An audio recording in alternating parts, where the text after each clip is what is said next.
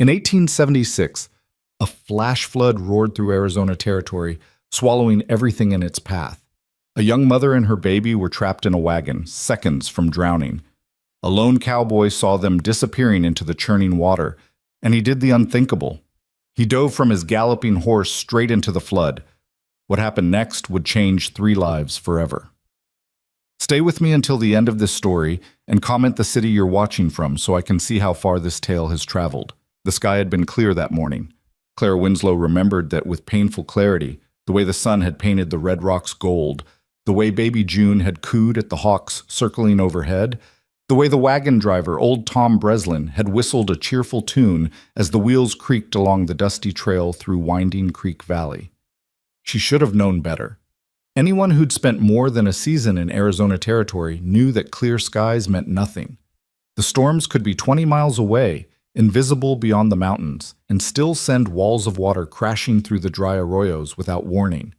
But Clara was new to this land, only 6 months in the territory, and most of that time spent in the relative safety of Tucson, waiting for her sister's letter saying it was safe to come north. That letter had arrived 3 weeks ago. "Come now," Maggie had written in her neat, careful hand. "The homestead is ready. We have a room for you in June. Thomas has built everything strong. You'll be safe here." Safe. Clara had clung to that word like a prayer as she'd packed their meager belongings, as she'd paid Tom Breslin the last of her savings to drive them the 100 miles north to Silver Ridge, as she'd wrapped June in every blanket she owned against the October chill. Now, as the wagon tilted sickeningly to one side and water exploded over the creek bank in a roaring brown wall, that word seemed like the cruelest joke God had ever told. "Hold on!" Tom's shout barely carried over the sudden thunder of the flood. The horses screamed, their eyes rolling white with terror as the water hit them chest high. The wagon lurched violently, and Clara felt her stomach drop as the wheels left the ground. She clutched June to her chest, wrapping both arms around the baby as the wagon spun in the current. June was crying now, her little face red and scrunched, her tiny fists beating against Clara's sodden dress. The sound of her daughter's screams cut through Clara's terror and sharpened it into something cold and focused. Keep her head above water. Whatever happens, keep her head above water. "Tom!" Clara screamed, but the driver's seat was empty. She caught a glimpse of his brown hat tumbling in the current, already 50 yards downstream, but no sign of the man himself. The horses were fighting their traces, pulling in opposite directions, and the wagon was spinning faster now, caught in the full force of the flood. Water poured over the side, soaking through Clara's dress, her petticoats, everything. It was shockingly cold, snowmelt from the mountains, she realized dimly, and it stole the breath from her lungs. June's cries were weakening, and Clara clutched her tighter, trying to shield her from the spray, from the debris that smashed against the wagon sides. A tree branch as thick as a man's leg slammed into the wagon with a crack like a gunshot. The impact threw Clara backward, and she felt the wagon bed split beneath her. Water rushed up through the crack, and she scrambled onto the driver's seat, holding June above her head as the wagon began to break apart. "Please," she sobbed, though she didn't know who she was begging. "Please, please, please." The wagon hit something solid, a boulder maybe, or a submerged tree, and the jolt nearly threw her into the water. Clara's fingers dug into the wooden seat so hard her nails bent backward, and she pressed June against her shoulder, turning her back to the worst of the current. She was going to die here. They both were. Her baby, her beautiful, perfect June, who had her father's dark eyes and her own stubborn chin, would drown before she ever learned to walk, to talk, to live. And Clara would die knowing she'd failed to protect her, failed to give her the life she'd promised when she'd held her for the first time and whispered, "I'll keep you safe. Always." The wagon gave another sickening lurch, and Clara felt the whole structure beginning to tip. The current had shifted, pushing them toward the far bank where the water churned against a stand of cottonwood trees. In seconds, they'd be crushed against those trunks, or the wagon would capsize completely and they'd be swept under. Clara closed her eyes and pressed her lips to June's wet hair. "I love you," she whispered. "I love you so much, baby girl. I'm so sorry." Then she heard it, hoofbeats, impossibly loud even over the roar of the flood. Her eyes flew open and she saw him. A rider, coming down the slope at a full gallop, his horse's hooves throwing up clouds of red dust. He was hunched low over the animal's neck, his dark hat pulled tight, and he was riding straight for the flood. "No!" Clara screamed, though she didn't know if she was warning him or begging him to save them. "No, don't!" But the rider didn't slow. If anything, he urged his horse faster, and Clara watched in disbelief as the big bay stallion plunged into the churning water without hesitation. The current hit them immediately, trying to sweep the horse downstream, but the rider held firm, guiding the animal across the current at an angle. For a moment, Clara thought they might make it. The horse was strong, fighting the water with powerful strokes, and the rider seemed to know exactly where to aim.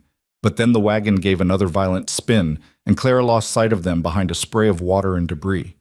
When she looked again, the horse was 20 feet away, struggling to keep its head above water as the current pushed it downstream. And the rider was gone. Clara's heart plummeted. He'd been thrown. He'd tried to save them, and now he was drowning too, and it was her fault. Her fault. Then she saw him. He surfaced 10 feet from the wagon, his hat gone, his dark hair plastered to his head. For one brief moment their eyes met. His were a startling pale gray, clear even through the spray. And then he was swimming toward her with strong, powerful strokes that cut through the current. He reached the wagon just as it began to tip. His hand shot out and grabbed the side rail, and the impact steadied the whole structure for a precious few seconds. Clara saw his face clearly now, sharp cheekbones, a dark beard, a long scar cutting through his left eyebrow. And then he was pulling himself up, water streaming from his clothes. "Give me the baby!" he shouted. Clara's arms tightened instinctively around June. Every maternal instinct screamed at her not to let go, not to trust this stranger, not to give up the only thing in the world that mattered.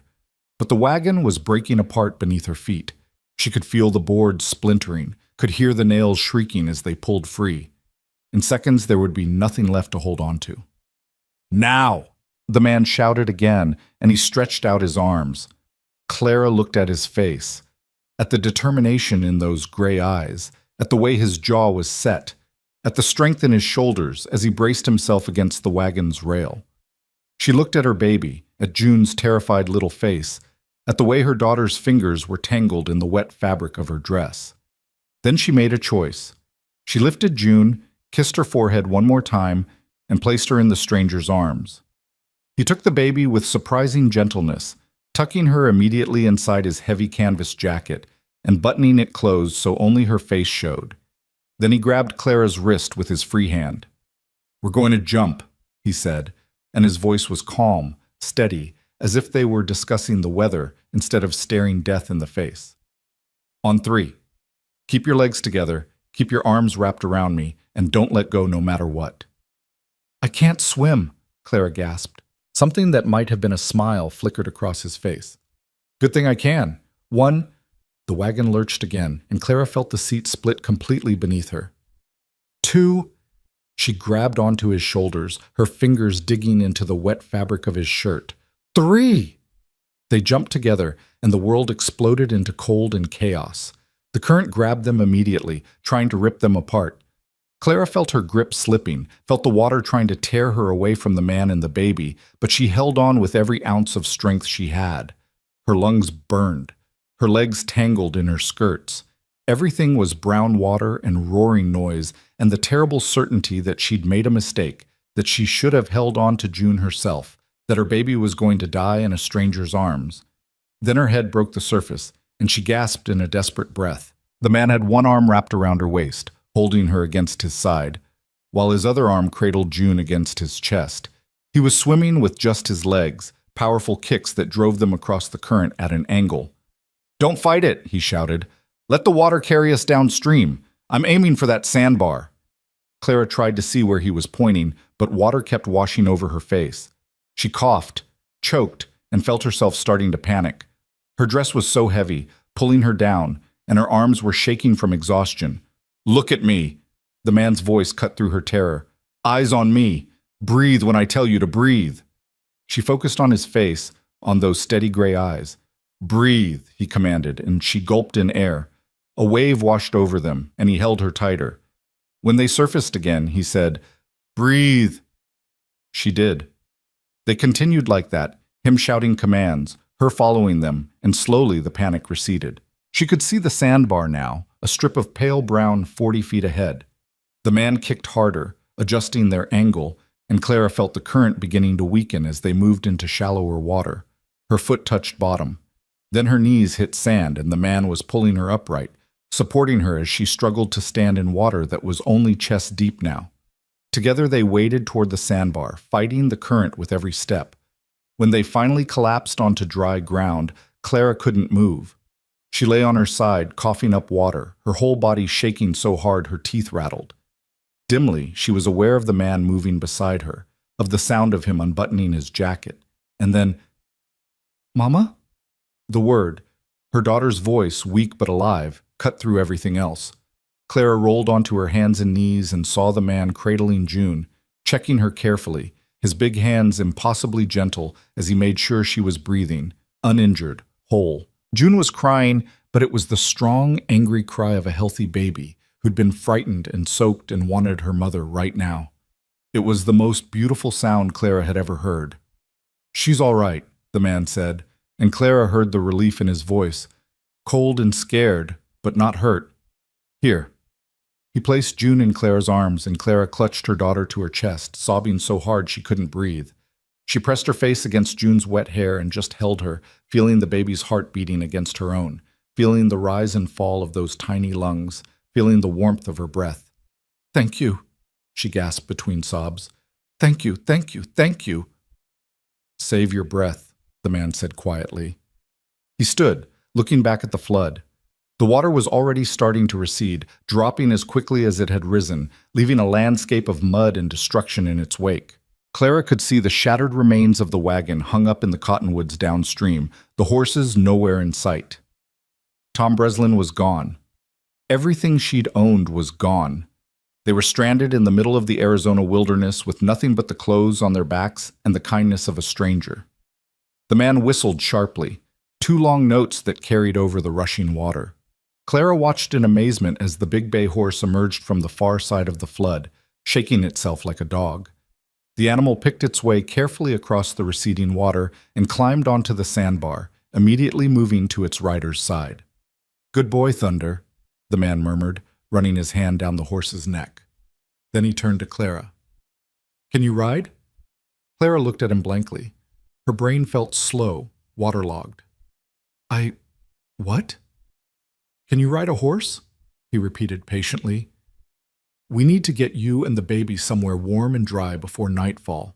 My ranch is 3 miles north. It's the closest shelter." "I can ride," Clara managed. She'd learned as a girl, though it had been years since she'd sat a horse. "But June, I'll hold her."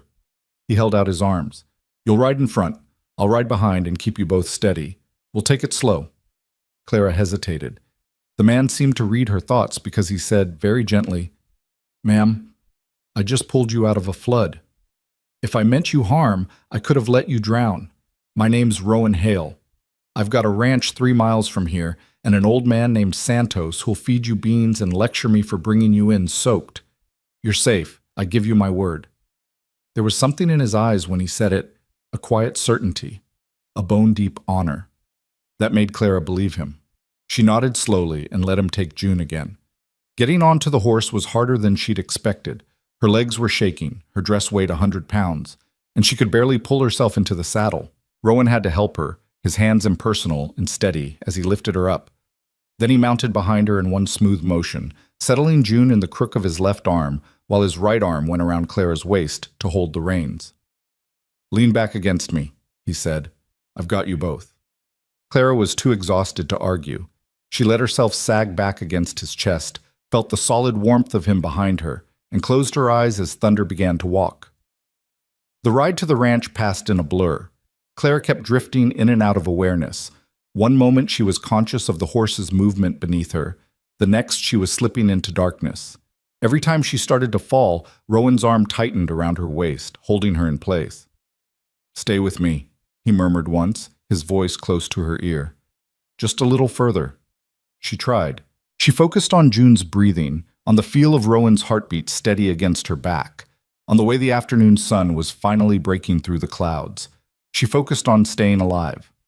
When they finally arrived at the ranch, Clara had just enough awareness to register a small adobe house, a barn, corrals, and an old Mexican man who came hurrying out with an expression of alarm. Dios mío! Rowan, what happened? Flash flood, Rowan said tersely, dismounting with June still cradled in his arm. Get the fire going, Santos. Hot water, blankets, and see if you can find any of Maria's old clothes. Maria's been gone 5 years. I know. Check the chest in the back room. Clara tried to dismount by herself and nearly fell. Rowan caught her with his free arm, steadying her, and she found herself looking up into those gray eyes again. Easy, he said. Santos, help me get her inside.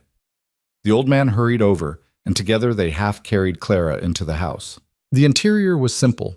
Whitewashed walls, a stone fireplace, rough-hewn furniture, but it was warm and dry and safe. Clara sank onto a bench by the fire and watched dully as Santos bustled around, stoking the flames, hanging a pot of water to heat. Rowan still held June, rocking her gently as the baby's cries finally quieted to hiccuping whimpers. He looked comfortable with her, Clara noted distantly. Natural, as if he held babies every day, though something about this house suggested he lived alone except for the old man. What's her name? Rowan asked quietly. June, Clara whispered. Her name is June. June, he repeated and smiled down at the baby. That's a good strong name. You're a brave girl, June. Your mama, too. Tears started flowing down Clara's face again, and she couldn't stop them. The warmth of the fire, the safety of these walls, the sheer overwhelming relief of being alive. It all crashed over her at once, and she put her face in her hands and wept. She felt someone drape a blanket around her shoulders, heard Santos muttering in Spanish as he moved around the room. Then Rowan was crouching in front of her, June still in his arms. You're safe now, he said, and there was such certainty in his voice that Clara believed him. Both of you. I promise. Clara looked at him through her tears, at this stranger who'd dove off a galloping horse into a flood, who'd carried them both to safety, who was holding her baby with such gentle care, and managed to nod. Thank you, she whispered again. Rowan's expression softened. Rest now. We'll talk when you're warm and dry. He stood and carried June toward the fire, settling into a rocking chair with the baby still bundled against his chest. Clara watched through heavy-lidded eyes as he rocked slowly, murmuring something too quiet for her to hear, while Santos brought her a cup of hot tea and insisted she drink. The tea warmed her from the inside out. The fire warmed her from the outside in. And slowly, so slowly, Clara felt the bone-deep cold beginning to leave her body. She must have dozed, because the next thing she knew, Santos was touching her shoulder gently. Señora, he said, I have found some clothes for you. Come, you must get out of these wet things before you catch your death.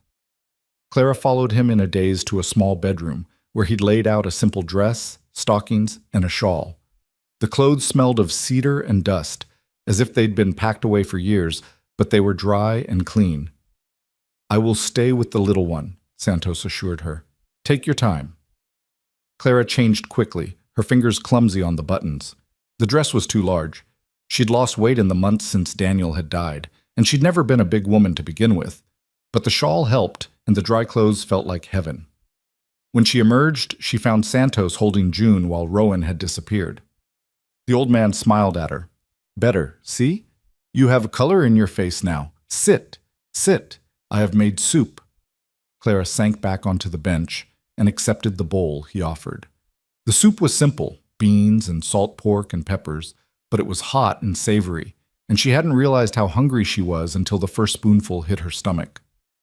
Where's Mr. Hale? She asked between bites. Seeing to thunder and checking the flood damage, Santos said. He will be back soon. That man, he cannot sit still for 5 minutes, always working, always moving. But today he did something I have never seen. He dove into that flood without thinking twice, didn't he? Clara nodded, swallowing hard. He saved our lives. That is Rowan, Santos said, his weathered face fond. He acts like he wants to be alone, like he doesn't need anyone. but put someone in danger, and he cannot help himself. He has to save them. The old man looked down at June, who had fallen asleep in his arms. This little one, she is special, I think. Rowan, he looked at her like she matters, like she is worth saving. Every baby is worth saving, Clara said quietly. See, of course. But Rowan, he has lost much. His wife, his son, a fever 5 years ago. Since then, he has been alone. By choice, you understand? But today, holding your little June, I saw something in his eyes I have not seen in a long time. Clara's chest tightened. She'd been so focused on her own grief, on surviving each day with June after Daniel's death, that she hadn't considered that the man who'd saved them might be carrying his own scars. The door opened and Rowan stepped inside, bringing a gust of cool evening air with him. He'd changed into dry clothes, dark trousers, a clean shirt, his hair still damp but combed back from his face. Without the wet jacket and the desperation of the flood, Clara could see him clearly for the first time. He was tall, lean, but strong, probably in his early 30s. The scar through his eyebrow gave him a dangerous look, but his eyes were kind. Tired, Clara thought. There was a bone-deep weariness in those eyes that had nothing to do with physical exhaustion. "How are you feeling?" he asked, moving to hang his hat by the door. "Better," Clara said. "Thanks to you and Santos. I don't know how to repay—" "No need," Rowan interrupted quietly. He crossed to where Santos sat with June and gazed down at the sleeping baby. "She all right?" "Sleeping like an angel," Santos confirmed. "This little one, she is strong." "Takes after her mama," Rowan said, and his eyes met Clara's. "You were brave out there. Most people would have frozen." Clara shook her head. "I was terrified." "Being brave doesn't mean you're not scared. It means you do what needs doing anyway." He pulled up a chair and sat, leaning forward with his elbows on his knees. "Now, when you're ready, I need to know where you are headed, and whether anyone will come looking for you." Clara took a breath, organizing her scattered thoughts. "My sister," she said. "Maggie Duncan. She and her husband Thomas have a homestead near Silver Ridge. I was traveling there with my daughter. Our driver, Tom Breslin." "I saw him go under," Rowan said gently. "I'm sorry." Clara's eyes burned, but she had no more tears left. She'd barely known Tom, had hired him only 3 days ago in Tucson, but he'd seemed kind. He'd told her stories about his grandchildren, had whistled cheerful tunes to make June laugh. Now he was gone, swept away in seconds. "My sister will be expecting me," she continued. "We were supposed to arrive before nightfall. When we don't come, she'll worry. She'll send Thomas looking." Rowan nodded slowly. "Silver Ridge is 20 miles north. The flood took you 5 miles downstream from where you started, which means you were on the Old Creek Road. That puts your sister's place, 25 miles from here?"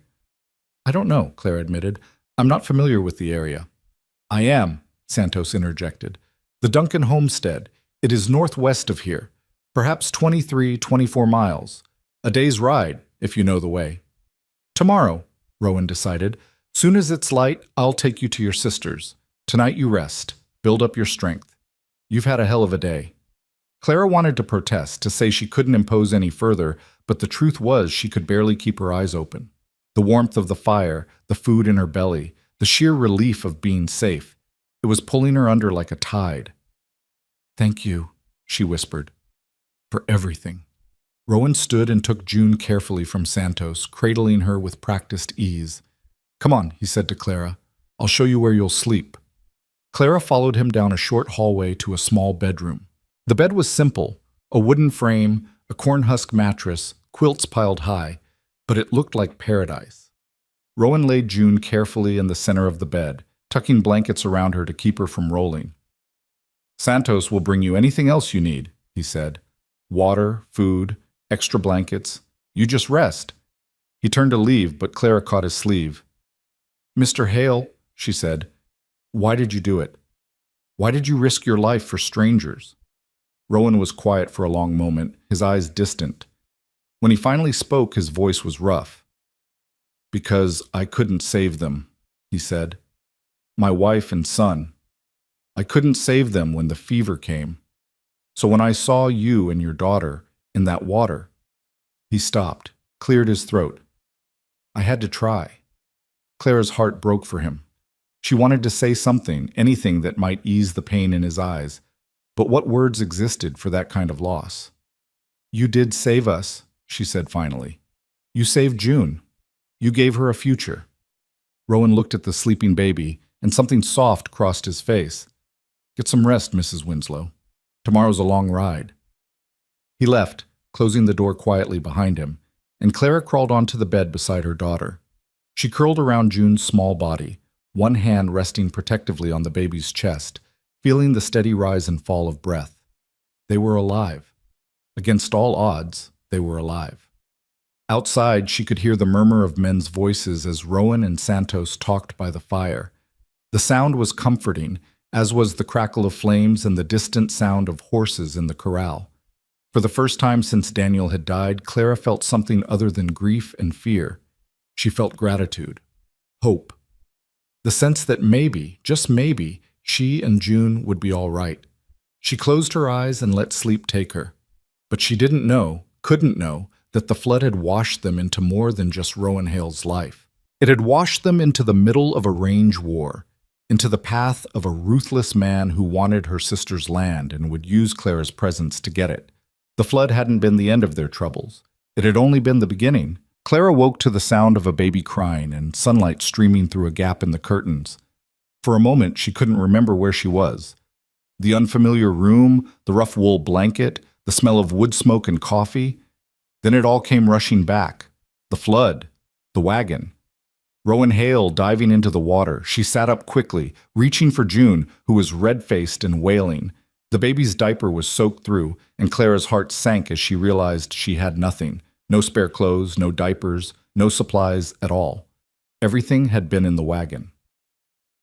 There was a soft knock at the door, and Santos's voice called, "Señora, may I come in?" "Yes," Clara said, trying to soothe June while simultaneously feeling utterly helpless. The door opened, and Santos entered carrying a bundle of cloth. His weathered face creased into a sympathetic smile. "The little one. She is hungry and wet, see? I have brought what I could find. Old sheets we can use for diapers, and there is goat's milk warming by the fire. Not as good as Mama's milk, but it will do until we reach your sister." Clara felt tears prick her eyes at his kindness. "Thank you, Santos. I don't know what we would have done without you and Mr. Hale." "We do what neighbors do," Santos said simply, setting the bundle on the bed. "Come. Bring her to the kitchen when she is changed. Rowan has gone to check the horses, but he will return soon." After Santos left, Clara changed June as best she could, tearing one of the sheets into rough squares and fashioning a makeshift diaper. June's cries quieted to whimpers as Clara carried her to the kitchen, where a bottle of warm goat's milk waited on the table. June took to the bottle eagerly, her tiny hands gripping it as she drank. Clara held her close, watching the morning light paint the kitchen walls gold, and allowed herself a moment of peace. That peace shattered when the door burst open and Rowan strode in, his face grim. "We have a problem," he said without preamble. "There are riders coming, 3 of them, maybe a mile out." Santos appeared from the back room, his expression alert. "Who?" "Can't tell yet, but they're coming from the north, from Silver Ridge direction." Rowan's eyes found Clara's. "You expecting anyone to come looking for you?" Clara shook her head, her heart beginning to pound. "Thomas doesn't know we're here. He'd have no reason to—" "Then these aren't friends," Rowan said flatly. He crossed to a cabinet and pulled out a rifle, checking it with practiced efficiency. "Santos, take Mrs. Winslow and the baby to the back room. Keep them quiet and out of sight until I know what we're dealing with." "Rowan," Santos began. "Now," Rowan said, his voice brooking no argument. Santos moved quickly, ushering Clara and June down the hallway to the small bedroom they'd slept in. He positioned them in the corner farthest from the window and pressed a finger to his lips. Through the walls, Clara could hear the sound of approaching hoofbeats, then voices. "Morning," Rowan's voice carried clearly, calm and measured. "Something I can help you gentlemen with?" A different voice answered, smooth and cultured, with an edge that made Clara's skin crawl. "Rowan Hale. Been a while since we've crossed paths." "Not long enough, Kincaid." Clara's breath caught. She didn't know the name, but the way Rowan said it with barely controlled contempt told her everything she needed to know. Now, the smooth voice continued. That's no way to greet neighbors. My son Garrett here was just saying we should ride over, see how you weathered yesterday's flood. Terrible business, flash floods. Never know what they might wash up. There was a pause, heavy with unspoken meaning. Ranch is fine, Rowan said. Appreciate the concern, but as you can see, everything's standing. So, if that's all… Actually, we're looking for someone, a younger voice interrupted. Garrett, Clara assumed. A woman and a baby. They were traveling the creek road yesterday when the flood hit. Their driver drowned, poor bastard. We figured if anyone survived, they might have washed up near your place. Clara's arms tightened around June. How did they know? How could they possibly know about her and June unless someone had told them, or unless they'd been watching the road? Haven't seen anyone, Rowan said, and Clara marveled at how easily the lie came to him. Like I said, flood didn't touch the ranch. If someone had washed up, I'd have found them yesterday when I was checking my fences. The smooth voice, Kincaid, sounded unconvinced. Mind if we take a look around, just to ease our minds? The woman's sister is worried sick, you understand. Margaret Duncan. Lives up near Silver Ridge. Maggie. They were talking about Maggie. Which meant they knew exactly who Clara was and where she'd been headed. I do mind, actually, Rowan said, and Clara heard steel in his voice. This is my property, Kincaid. You want to search it. You bring a marshal with a warrant. Otherwise, you can turn those horses around and ride back the way you came. That's real unfriendly, Hale. I'm not feeling friendly. Your boy there tried to run off 30 of my cattle last month. Only reason I didn't shoot him is because I can't prove it was him. But I know your brand and I know your methods. So no, you're not welcome on my land. The tension stretched so tight Clara could feel it through the walls. June squirmed in her arms, and Clara pressed her hand gently over the baby's mouth, praying she wouldn't cry. Then Kincaid laughed, a cold sound devoid of humor. You always were stubborn, Hale. Fine. We'll leave. But if you do happen to see a woman and a baby, Clara Winslow is her name, you'll let us know, won't you?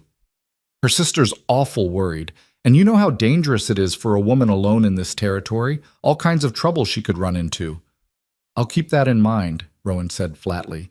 You do that. The sound of horses moving, then Kincaid's voice again, farther away now. Oh, and Hale? That northern pasture of yours, the one bordering Duncan land? Might want to keep a closer eye on it. Heard there's been some rustling trouble up that way. Would be a shame if you lost any more cattle. The hoofbeats faded into the distance. Clara waited, barely breathing, until Santos appeared in the doorway. They're gone, he said quietly. But Rowan, he wants to speak with you. Clara followed Santos back to the kitchen, where Rowan stood at the window, watching the riders disappear into the distance. When he turned to face her, his expression was grave. You want to tell me why Dawson Kincaid is looking for you? He asked. Clara sank into a chair, holding June close. I don't know, she said honestly. I've never heard that name before. I don't know who he is or why he'd be looking for me. He's trouble, Rowan said bluntly. Dawson Kincaid owns the biggest spread in the territory, the Double K Ranch. Been buying up land for years, pushing out the small homesteaders. Anyone who won't sell, he makes their life hell until they leave anyway. He paused, his jaw tight. You said your sister has a homestead near Silver Ridge. Yes, Margaret and Thomas Duncan. They've been there 2 years, maybe 3. What's on their land? Rowan asked. Water? Mineral deposits? Prime grazing? Clara tried to remember what Maggie had written in her letters. There's a spring. Maggie mentioned it several times, said it was one of the reasons Thomas chose that spot. The water runs year-round, even in drought. Rowan and Santos exchanged a look. That's it then, Santos said heavily. The spring. Kincaid has been trying to control the water rights in this valley for years. A year-round spring on Duncan land, that would be worth a fortune to him. But they can't just take it, Clara protested. It's Maggie's land. They have a deed, legal and proper. Legal doesn't mean much out here when you're up against men like Kincaid, Rowan said. He uses intimidation, threats, violence when he needs to. Burns barns, runs off livestock, makes it impossible for families to stay.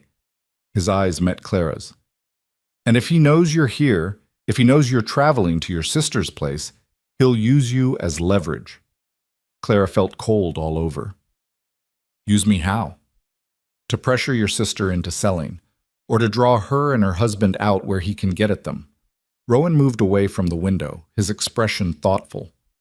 That's why he mentioned her by name. He wanted me to know he knows who you are, where you're going. It's a message. What kind of message? That he's watching, that he knows your business, that if you show up at your sister's place, he'll make sure everyone involved pays the price. Rowan rubbed his jaw, thinking. Question is, how did he know you were coming? Your sister tell anyone? Clara shook her head. I don't think so. Maggie's letter said to come quickly but quietly. She seemed worried even then. A horrible thought occurred to her. Do you think she's already in trouble?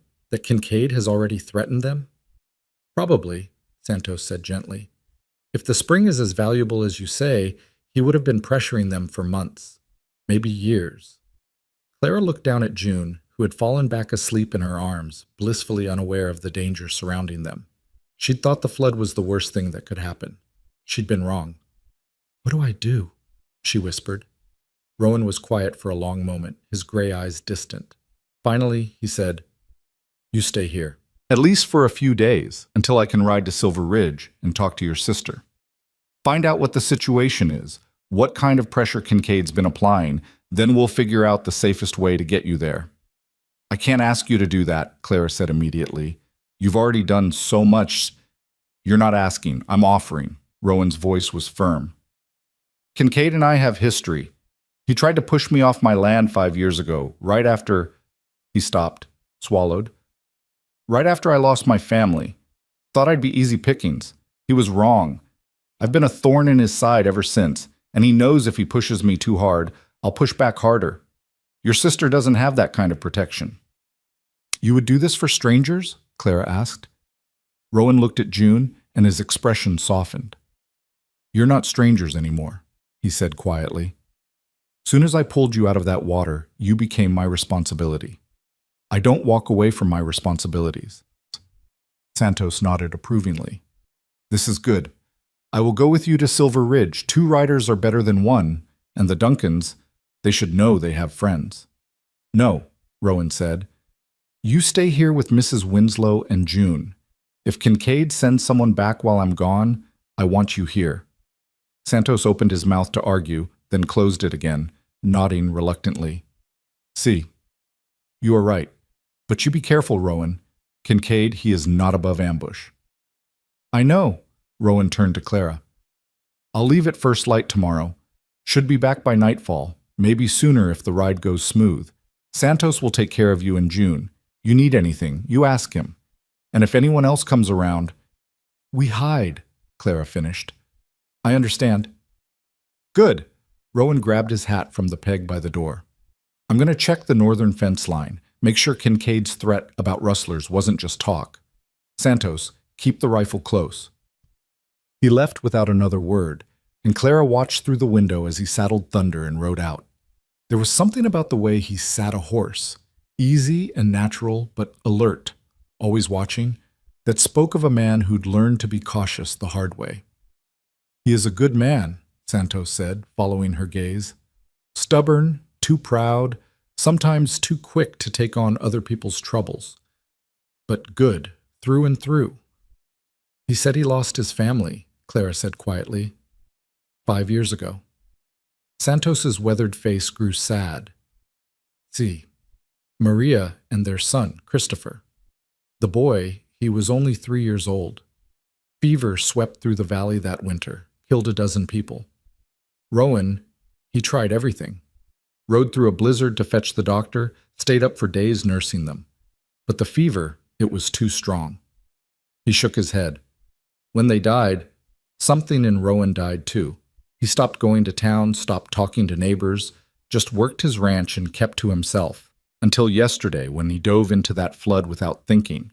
That is the old Rowan, the man who cannot stand by when someone needs help. Clara's eyes burned. She'd been so wrapped up in her own grief over Daniel that she hadn't considered that everyone carried their own sorrows. How did he bear it, losing them both? He did not. Not really. He just kept moving, kept working. That is what we do, see? When the grief is too big to face, we put one foot in front of the other and we survive. Santos smiled slightly. But today, when he held your little June, I saw something in his eyes. Something I have not seen in 5 years. Hope, maybe. Or purpose. Something worth protecting. Before Clara could respond, June woke with a cry. The rest of the day passed in a blur of feeding, changing, and trying to keep the baby entertained with no toys or familiar things to comfort her. Santos proved surprisingly adept with children, making faces that made June giggle and carving a small wooden rattle from a piece of pine. For my grandchildren, he explained when Clara thanked him. I have 7, all back in Sonora. I have not seen them in 3 years, but I remember how to make the little ones smile. Why haven't you gone back to see them? Clara asked. Santos's smile turned sad. Because Rowan, he needs me. When Maria and Christopher died, everyone else left or stayed away. They did not know what to say, so they said nothing. I stayed because someone had to, and now, after 5 years, this is my home. But someday, when Rowan is ready to live again instead of just survive, maybe then I will go visit my family. That evening, Rowan returned just before sunset, his expression dark. Northern fence is cut in 3 places, he reported. 20 head gone, maybe more. Fresh tracks leading toward Double K land. Santos swore in Spanish. He wastes no time. Never does. Rowan pulled off his hat and ran a hand through his hair. This is about pressure. He's showing me what happens to people who don't cooperate, which means he's serious about getting to your sister through you, Mrs. Winslow. Clara, she said quietly, please. After everything, I think you can call me Clara. Rowan's eyes met hers, and something passed between them. An understanding, an acknowledgement of the bond that had formed when he'd pulled her from the flood. Clara, then, he said, and you should call me Rowan. That night, after June had been put to bed and Santos had retired to his small room off the kitchen, Clara found Rowan sitting on the porch, cleaning his rifle. She stepped outside, wrapping the borrowed shawl around her shoulders against the cool desert night. Can't sleep? Rowan asked without looking up. Too much thinking, Clara admitted. She sat on the bench beside him, careful to keep a respectful distance. I keep wondering what I should do, whether I should just leave, try to make it to Maggie's on my own. I don't want to bring more trouble to your door. You'd never make it, Rowan said bluntly. 25 miles through open country with a baby and no supplies? Kincaid's men would spot you in an hour, and then... He shook his head. No, you stay here until I know what we're dealing with. But your cattle can be replaced. You and June can't. He set down the rifle and finally looked at her. I know what you're thinking, that you're a burden, that you're causing problems. But Clara, the problems were already here. Kincaid's been pushing at me for years. This is just the latest move in a long game. Clara studied his profile in the moonlight, the strong jaw, the scar through his eyebrow, the lines around his eyes that spoke of years of squinting into the sun. Santos said you used to be different, before the fever. Rowan was quiet for so long Clara thought he wouldn't answer. When he did, his voice was rough. I was.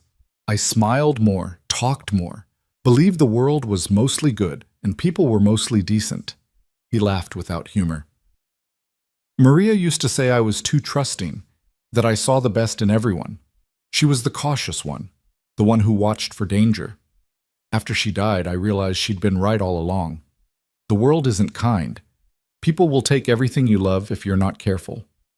But you still helped us, Clara said softly. Even though you could have ridden past that wagon, even though helping us is bringing you nothing but trouble. I couldn't ride past, Rowan said. I tried to be that man, the one who keeps his head down and his heart closed. For 5 years I tried, but when I saw you in that water holding June, knowing you were about to die, he stopped, his jaw working. I couldn't let it happen. I couldn't stand by and watch another child die. Not if there was any chance I could stop it. Clara's throat tightened. Thank you, she whispered, for not riding past. They sat in silence for a while, listening to the night sounds. Coyotes in the distance, the rustle of wind through the sage, the soft sounds of horses in the corral. It was Clara who finally spoke again. My husband died 6 months ago, she said. Daniel. He was a good man, kind and gentle. He worked as a bookkeeper in Tucson. Nothing glamorous, but steady work, decent pay. Then one day he didn't come home. They found him in an alley, beaten to death for the $3 in his pocket.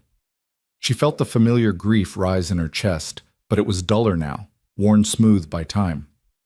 I was 5 months pregnant. I had no family in Tucson, no real friends, just me and a baby on the way, and no idea how I was going to survive. But you did, Rowan said. Barely. I sold everything we owned, took work where I could find it. When June was born, Maggie wrote and said to come north, that she and Thomas had room for us. It seemed like a new start, a chance to build something. She laughed bitterly. I didn't expect to nearly die before I even got there. You're stronger than you think, Rowan said.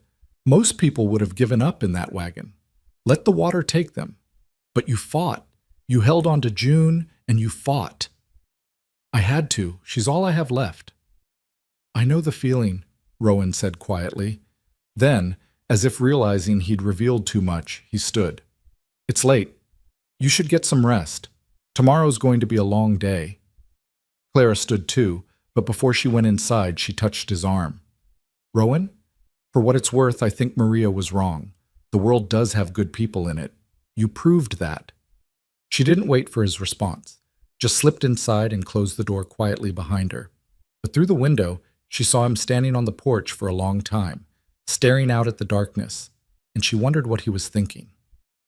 The next morning dawned clear and cold. Rowan was up before sunrise, preparing Thunder for the long ride to Silver Ridge. Santos packed supplies, food, water, ammunition, while Clara fed June and tried not to let her worry show. I should be back by nightfall, Rowan said as he checked his saddle, but if I'm not, don't worry. Might just mean I decided to stay the night at Duncan's place, assess the situation more thoroughly. And if Kincaid's men come back, Clara asked, you hide, just like yesterday. Santos knows what to do. Rowan swung into the saddle, then looked down at her. You'll be safe here, Clara. I promise. It's not me I'm worried about, Clara said. It's you. If Kincaid really is as dangerous as you say, I can handle Kincaid. Rowan's expression was grim. I've been doing it for 5 years. He rode out without another word, and Clara watched until he disappeared over the horizon. Then she turned to find Santos watching her with knowing eyes. You worry for him, the old man observed. I worry for all of us, Clara said. But it wasn't entirely true. There was something about Rowan Hale, something in those steady gray eyes, in the way he'd held June so gently, in the way he'd thrown himself into danger without hesitation, that made her worry for him specifically, made her want him to come back safe. It was a dangerous feeling, she knew. She'd barely been widowed 6 months. Her heart should still be too bruised, too broken, to feel anything for another man. But grief was strange. Sometimes it made you numb. Sometimes it made you hyper-aware of mortality, desperate to hold on to anything living and strong and real. She pushed the thoughts away and focused on June, on getting through the day, on not imagining all the ways Rowan might not come back. The hours crawled past. Santos taught her how to make tortillas, showed her where the chickens laid their eggs, told her stories about growing up in Sonora. June seemed content, happy even, gurgling at Santos's exaggerated expressions and grabbing at the wooden rattle he'd made. But Clara couldn't shake the feeling of being watched.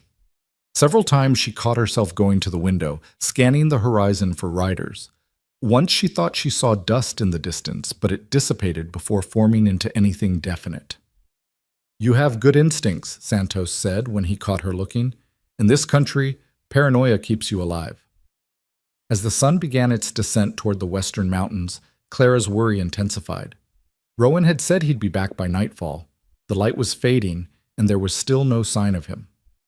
Should we be concerned? She asked Santos as they stood on the porch, watching the last rays of sun paint the sky orange and purple.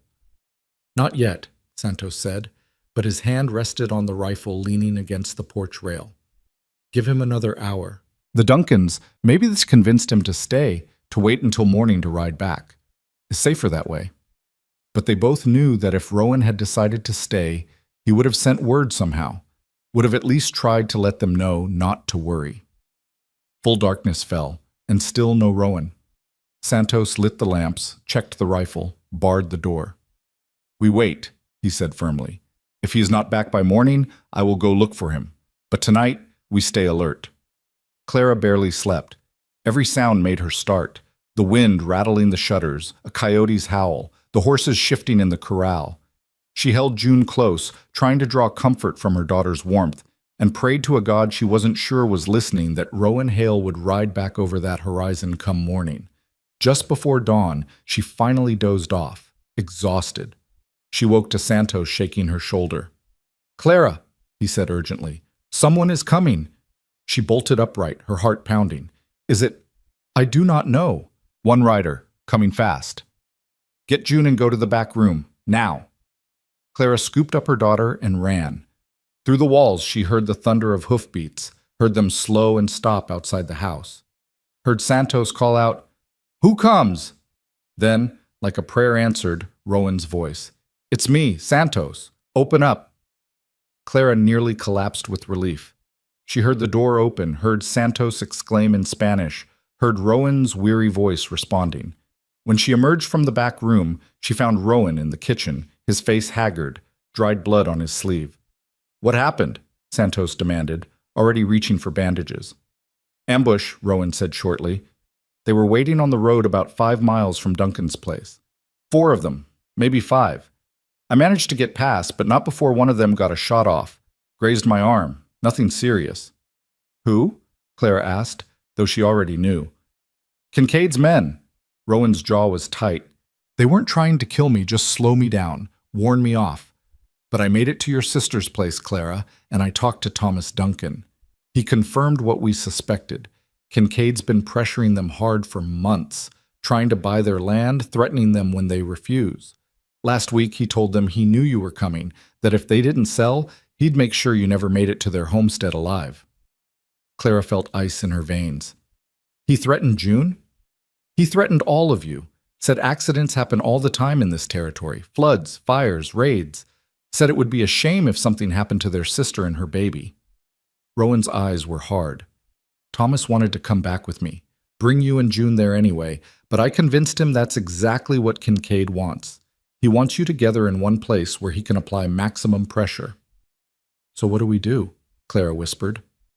Rowan looked at her, and despite his exhaustion, his gaze was steady. "We fight, but we do it smart, and we do it together.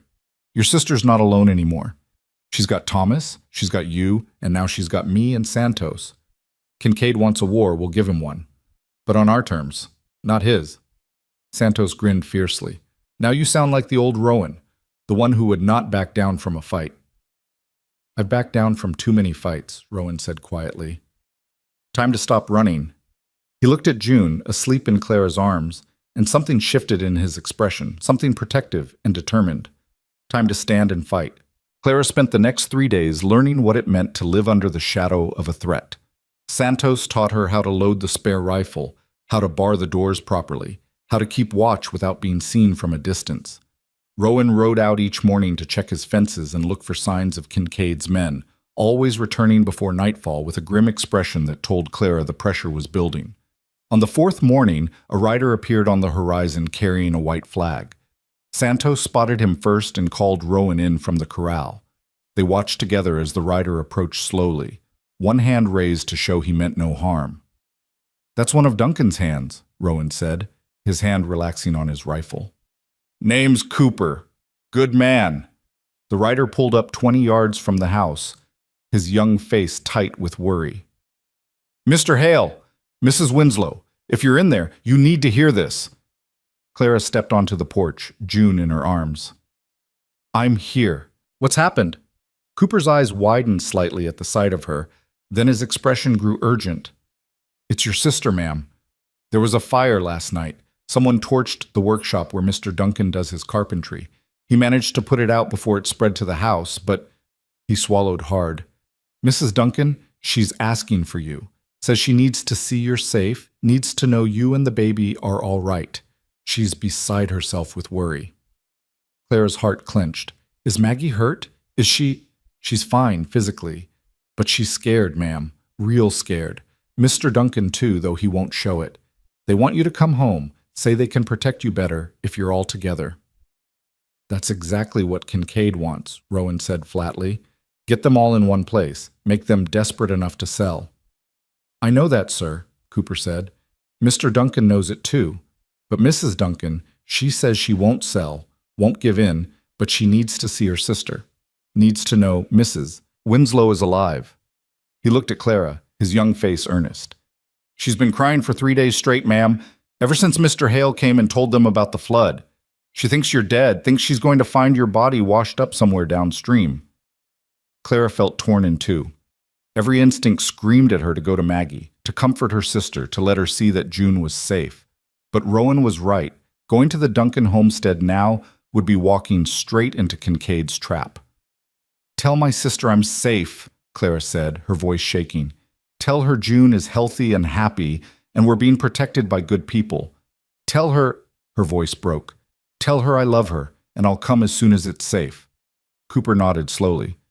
"I'll tell her, ma'am, but—" He hesitated, then said in a rush, "There's something else you should know. Kincaid rode up yesterday afternoon with his son and about 10 men, told Mr. Duncan he was done waiting, that he wanted an answer about the land by the end of the week. When Mr. Duncan refused, Kincaid looked right at Mrs. Duncan and said it would be a shame if the house burned next, with her inside it." Rowan's face went hard as stone. "He threatened Maggie directly?" "Yes, sir. And then he said something about how families should stick together, how Mrs. Winslow and her baby ought to be with her sister so they could all make the right decision together." Cooper's jaw tightened. "It wasn't subtle, sir. He's trying to force them to bring Mrs. Winslow in, use her and the baby as leverage." Santos swore in Spanish. Rowan stood silent for a long moment, his gray eyes distant, thinking. Finally he said, "Cooper, you ride back to Duncan and tell him this. We're coming, but not the way Kincaid expects. Tell him to gather every ally he has, every small rancher and homesteader who's been pushed around by the Double K. Tell them to meet at his place 3 days from now, at noon. We're going to have a town meeting, official and legal. And we're going to air every grievance against Kincaid where everyone can hear it." Cooper's eyes widened. "Sir, that's declaring war." "No," Rowan said quietly. "It's demanding justice. There's a difference. Kincaid's been getting away with intimidation and violence because people are too scared to stand together. Time to change that." "He'll never let it happen peaceful," Cooper warned. "He'll bring his men, shut it down. Let him try. We'll have witnesses, we'll have numbers, and we'll have right on our side." Rowan's voice was firm. "Tell Duncan to send word to the territorial marshal too. Let's make this official." After Cooper rode off, Santos turned to Rowan with a worried expression. "You know this is dangerous. Kincaid, he will not just stand by and let you organize the homesteaders against him." "I know," Rowan said, "which is why we need to be smart about it. Clara, you and June will come with us to Duncan's place, but you'll stay in the house, out of sight. Santos and I will handle the meeting. If things go bad, you get Maggie and June, and you hide. Understood?" Clara wanted to argue, wanted to say she wouldn't cower while others fought her battles. But when she looked at June, sleeping peacefully in her arms, she knew Rowan was right. Her first duty was to keep her daughter safe. "Understood," she said quietly. The next 2 days passed in tense preparation. Rowan rode to 3 neighboring ranches, talking to men Clara never saw, building alliances. Santos checked and rechecked their weapons, made sure they had enough ammunition, enough supplies. Clara packed what little they had and tried not to think about all the ways this could go wrong. On the morning of the 3rd day, they set out for the Duncan homestead. Rowan rode Thunder with Clara and June seated in front of him, while Santos followed on his sturdy paint mare. The journey that should have taken 6 hours stretched to 8, as Rowan deliberately took a winding route, watching constantly for ambushes. They saw no one, but Clara felt eyes on them the entire ride. Several times Rowan pulled Thunder to a halt, studying the landscape before nodding to himself and continuing. Each time, Clara's heart hammered against her ribs, and she held June tighter. It was late afternoon when they finally crested a hill, and Clara saw her sister's homestead for the first time. It sat in a small valley, protected on 3 sides by low ridges, with a year-round stream running through the property. The house was small but well-built, adobe and timber, with a porch that wrapped around 2 sides. Beyond it stood a barn, chicken coops, and the blackened remains of what must have been the workshop. Before they could ride down, a figure emerged from behind a rock outcropping, rifle raised. Then the gun lowered, and a man's voice called out, "Rowan Hale! About time you showed up!" "Thomas Duncan," Rowan called back. "You planning to shoot me or let me pass? Depends on whether you brought my sister-in-law safe like you promised." Thomas stepped into view, a tall man with broad shoulders and a weathered face. His eyes found Clara, and his expression softened. "Mrs. Winslow, Maggie's been out of her mind with worry." "I'm sorry," Clara said. "I never meant to cause trouble." "Trouble found you, not the other way around." Thomas moved to Thunder's side and reached up to help Clara down. "Come on, let's get you inside before anyone spots us out here in the open." They hurried to the house, where the door flew open before they reached it. Maggie stood in the doorway, her face tear-stained, her hands pressed to her mouth. When she saw Clara, a sob escaped her. "Clara! Oh God, Clara!" The sisters fell into each other's arms, both crying, both trying to talk at once. June, caught between them, let out an indignant wail that made them both laugh through their tears. "Let me see her," Maggie said, pulling back to look at June. "Oh, she's gotten so big. And she's beautiful, Clara, just beautiful." "She looks like Daniel," Clara said softly. "She looks like you too. Look at that chin. Pure Winslow stubbornness." Maggie wiped her eyes and finally seemed to notice the men standing awkwardly in the doorway. "Mr. Hale, Santos, thank you for keeping them safe. I don't know how to repay you." "No repayment needed," Rowan said. "But we need to talk, all of us, about Kincaid and what's coming." They gathered around the kitchen table while Maggie made coffee. The house was neat and homey, with curtains at the windows and a rag rug on the floor, but Clara could see the signs of stress, the dark circles under her sister's eyes, the way Thomas kept his rifle within arm's reach, the bars that had been installed on the inside of the door and windows. "Cooper said you're planning a town meeting," Thomas said, cradling his coffee cup. "I've sent word to everyone I could think of, the Morrisons, the Chens, the Hoffmans, old Bill Weatherby from up north. Most of them have agreed to come, but they're scared, Rowan. Scared of what Kincaid will do if they stand against him." "They should be scared," Rowan said bluntly. "Kincaid doesn't forgive and he doesn't forget. But they should be more scared of what happens if they don't stand together. One by one, he'll take everyone's land. Together, we have a chance." "Did you contact the territorial marshal?" Santos asked. Thomas nodded. "Sent a rider to Tucson 4 days ago. Marshal Briggs sent word back that he'll be here tomorrow morning. Said he's heard rumors about Kincaid's methods and he wants to investigate." "Good," Rowan said. "That's good. Having the law here will make Kincaid think twice about getting violent." "Or it'll make him desperate," Thomas countered. "A cornered animal is the most dangerous kind." They talked for another hour, planning positions, discussing what to do if Kincaid's men tried to disrupt the meeting, making contingencies for every scenario they could imagine. Through it all, Clara watched Rowan, seeing a side of him she hadn't witnessed before. He was strategic, thoughtful, considering angles and possibilities with the mind of a man who'd fought before and learned from it. When the planning was done, Maggie showed Clara to the small bedroom that had been prepared for her and June. It was simple but welcoming, with a bed covered in a wedding ring quilt and a cradle that Thomas had built from pine. "I made it when you first wrote saying you were pregnant," Maggie said, running her hand over the smooth wood. "Finished it the week Daniel died. I kept hoping you'd come, that I'd get to see you use it." Clara set June in the cradle and watched her daughter's eyes grow heavy. "I should have come sooner, should have left Tucson right after Daniel was buried." "You were grieving. You needed time." Maggie sat on the edge of the bed, patting the space beside her. When Clara sat, Maggie took her hand. "Tell me true, Clara. Are you all right? Really all right? Cooper said you nearly drowned, that Rowan Hale pulled you from the flood at the last second." Clara thought about how to answer. Was she all right? She'd lost her husband, nearly lost her daughter, and was now caught in the middle of a range war. But she was alive. June was alive. And for the first time since Daniel's death, she felt something other than numb despair. "I'm surviving," she said finally. "Some days that's all I can manage. But Rowan and Santos, they've been good to us, Maggie, better than they had any reason to be. Rowan saved our lives, and he's risking everything to help us now. I don't know why, but I'm grateful." Maggie studied her face. "He's a good man. Thomas has known him for years, says he used to be even better before his family died. But Clara," she hesitated, "be careful. I see the way you look at him, and I see the way he looks at June, like she matters, like you both matter. And that's dangerous when you're both still grieving." "I know," Clara whispered, "but Maggie, when he held me in that water, when he told me to look at him and breathe, I felt safe for the first time in months. Not happy, not healed, but safe. That has to count for something." "It does," Maggie said softly. "Just don't forget, safe and in love are two different things. Don't confuse one for the other." That night, Clara lay in the darkness, listening to June's soft breathing and thinking about Maggie's warning. Was she confusing safety with something deeper?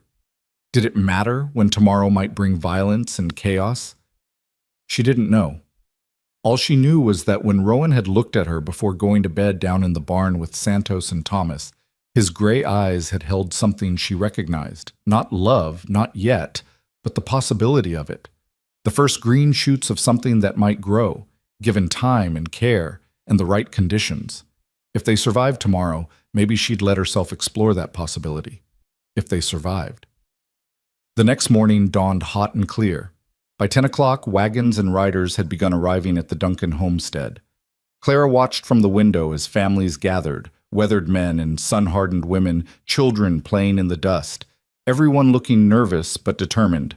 Thomas and Rowan had set up a makeshift platform near the barn, just 2 planks across sawhorses, but it served. The territorial marshal arrived at 11, a steel-haired man with sharp eyes and a no-nonsense bearing. He introduced himself as Marshal Briggs, shook hands with Rowan and Thomas, and surveyed the growing crowd with approval. "Good turnout," he said. "That'll make it harder for Kincaid to claim this is just a few troublemakers." "He'll still try," Rowan said. "He always does." At noon exactly, Kincaid arrived. He rode in with his son Garrett and 15 armed men, their horses kicking up clouds of dust. They didn't dismount, just arranged themselves in a loose semicircle at the edge of the gathering, a clear show of force. Dawson Kincaid was in his 50s, Clara guessed, watching from the window. He had the bearing of a man used to getting his way, straight-backed in the saddle, expensive clothes, a face that might have been handsome if not for the cruelty in his eyes. His son Garrett was younger, maybe 30, with his father's arrogance but none of his self-control. Thomas stepped onto the platform, and the crowd quieted. "Thank you all for coming," he said, his voice carrying across the yard. "I know it wasn't easy, leaving your ranches, taking the risk, but we're here because we have to be. Because what's been happening in this valley isn't right, and it's time someone said so out loud." "And who exactly are you to decide what's right?" Kincaid called out. "You're a nothing, Duncan, a 2-bit homesteader squatting on land that should be part of a real ranch." "I have a legal deed," Thomas said evenly. "Bought and paid for, filed with the territory, same as most folks here. That makes me a landowner, not a squatter." "Legal today, maybe, but the law changes. Land changes hands. Smart people know when to sell and move on." "And people who refuse to sell?" Marshal Briggs spoke up, moving to stand beside the platform. "What happens to them, Mr. Kincaid?" Kincaid's eyes narrowed when he saw the marshal's badge. "Marshal Briggs, didn't expect to see you all the way out here." "I go where I'm needed, and I've been hearing some troubling reports about this area. Cattle rustling, mysterious fires, threats made against families. You wouldn't know anything about that, would you?" "I know this valley has gotten dangerous," Kincaid said smoothly. "Raiders, rustlers, all sorts of trouble. That's why small homesteaders like Duncan need the protection of a bigger outfit. My outfit. I've been trying to buy them out for their own safety, but some people are too stubborn to see reason." "Funny how that trouble only seems to affect people who won't sell to you," Rowan said, stepping up beside Thomas. He'd been standing at the edge of the crowd, but now he moved forward, and Clara saw every eye turn to him. "Morrison lost 50 head last month, all of them found on Double K land. The Chens had their barn burned down the day after they refused your offer, and Tom Duncan here had his workshop torched 3 nights ago. That's not random trouble, Kincaid. That's a pattern." "That's an accusation," Garrett Kincaid snarled, his hand moving toward his gun. "You calling my father a criminal, Hale?" "I'm saying the evidence speaks for itself," Rowan said calmly. And I'm saying I'm not the only one here who's had problems with your father's methods. Anyone else want to speak up? For a moment, no one moved. Then an old man stepped forward, Bill Weatherby, Clara remembered from Thomas's list. His weathered face was grim. My fence line was cut last spring, he said in a voice that shook slightly. Lost 20 head that wandered onto Double K land. When I asked for them back, Kincaid's men said I'd have to prove they were mine. But they were wearing my brand clear as day. Never got them back. My well was poisoned, a Chinese man spoke up. Clara recognized Chen from Thomas's descriptions. Someone threw a dead calf into it. Had to dig a new one. Cost me 6 months' savings. Week later, Kincaid rode up, offered to buy my land before anything else unfortunate happened. More voices joined in, one after another, each telling a story of harassment, theft, intimidation. The crowd's energy shifted, anger replacing fear as people realized they weren't alone. Kincaid's face grew darker with each testimony. These are lies, he said flatly. Speculation and lies from people looking to blame their own failures on someone successful. Then you won't mind answering some questions under oath, Marshal Briggs said. I'll be conducting a formal investigation starting tomorrow. Anyone with evidence of criminal activity, I want to hear it. You have no authority to... I have every authority. I'm a territorial marshal, and these are serious allegations. You'll cooperate, Mr. Kincaid, or I'll start asking why you're so reluctant to clear your name. For a moment, Clara thought Kincaid might refuse. His jaw worked, his hand clenching on his reins. But then he smiled, cold and calculating. Of course, Marshal. I'm happy to cooperate. I've got nothing to hide. His eyes swept the crowd, lingering on Thomas, on Rowan, on the families gathered. But I hope everyone here understands, this valley isn't big enough for all of us. The weak will be pushed out eventually. That's just nature. Nature, hell, old Bill Weatherby spat. That's greed. Kincaid's smile never wavered, but his eyes were like ice. Call it what you want. But mark my words, people who stand against me tend to regret it. Accidents happen. Floods, fires, mysterious illnesses. This is hard country, and hard countries don't forgive mistakes. The threat hung in the air, barely veiled. Marshal Briggs stepped forward, his hand on his sidearm. That sounded an awful lot like a threat, Mr. Kincaid. You want to rephrase that, or should I add intimidation to the list of charges I'm investigating? No threat, Marshal, just stating facts. Kincaid wheeled his horse. Come on, boys. We've heard enough. These people want to play at being ranchers. Let them. Winter's coming. We'll see how many are left come spring. He rode off with his men following, but Garrett lingered a moment longer. His eyes found the house, found the window where Clara stood, and his smile made her blood run cold. Then he turned and followed his father. Clara stepped back from the window, her heart pounding. Maggie appeared beside her, her face pale. He saw you, Maggie whispered. He knows you're here. Let him know, Clara said, surprised by the steadiness in her own voice. We're not hiding anymore. But as she watched the Kincaid men disappear over the ridge, she couldn't shake the feeling that they'd just made everything worse. The meeting had been a show of unity, yes, but it had also been a declaration of war. And Kincaid didn't look like a man who lost wars gracefully. Outside, the crowd was dispersing, families climbing into wagons and mounting horses. Thomas and Rowan stood with Marshal Briggs, talking intently. Santos had positioned himself by the barn, rifle in hand, watching the ridges. June started crying, and Clara picked her up, bouncing her gently. Through the window, she saw Rowan glance toward the house, his expression concerned. Their eyes met across the distance, and something passed between them. An acknowledgement of the danger they were all in, a shared determination to see this through. The marshal left shortly after, promising to return the next day to begin taking formal statements.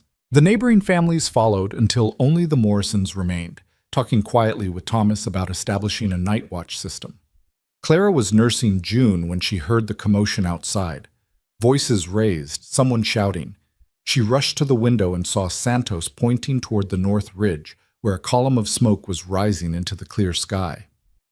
Morrison's place, Thomas said grimly, shading his eyes.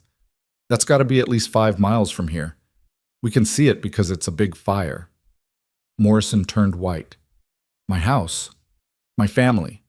I left my wife and kids there with just 2 hands to watch over them. Go, Rowan said immediately. Take Weatherby and Chen with you. We'll follow as soon as we can. Morrison was already running for his horse.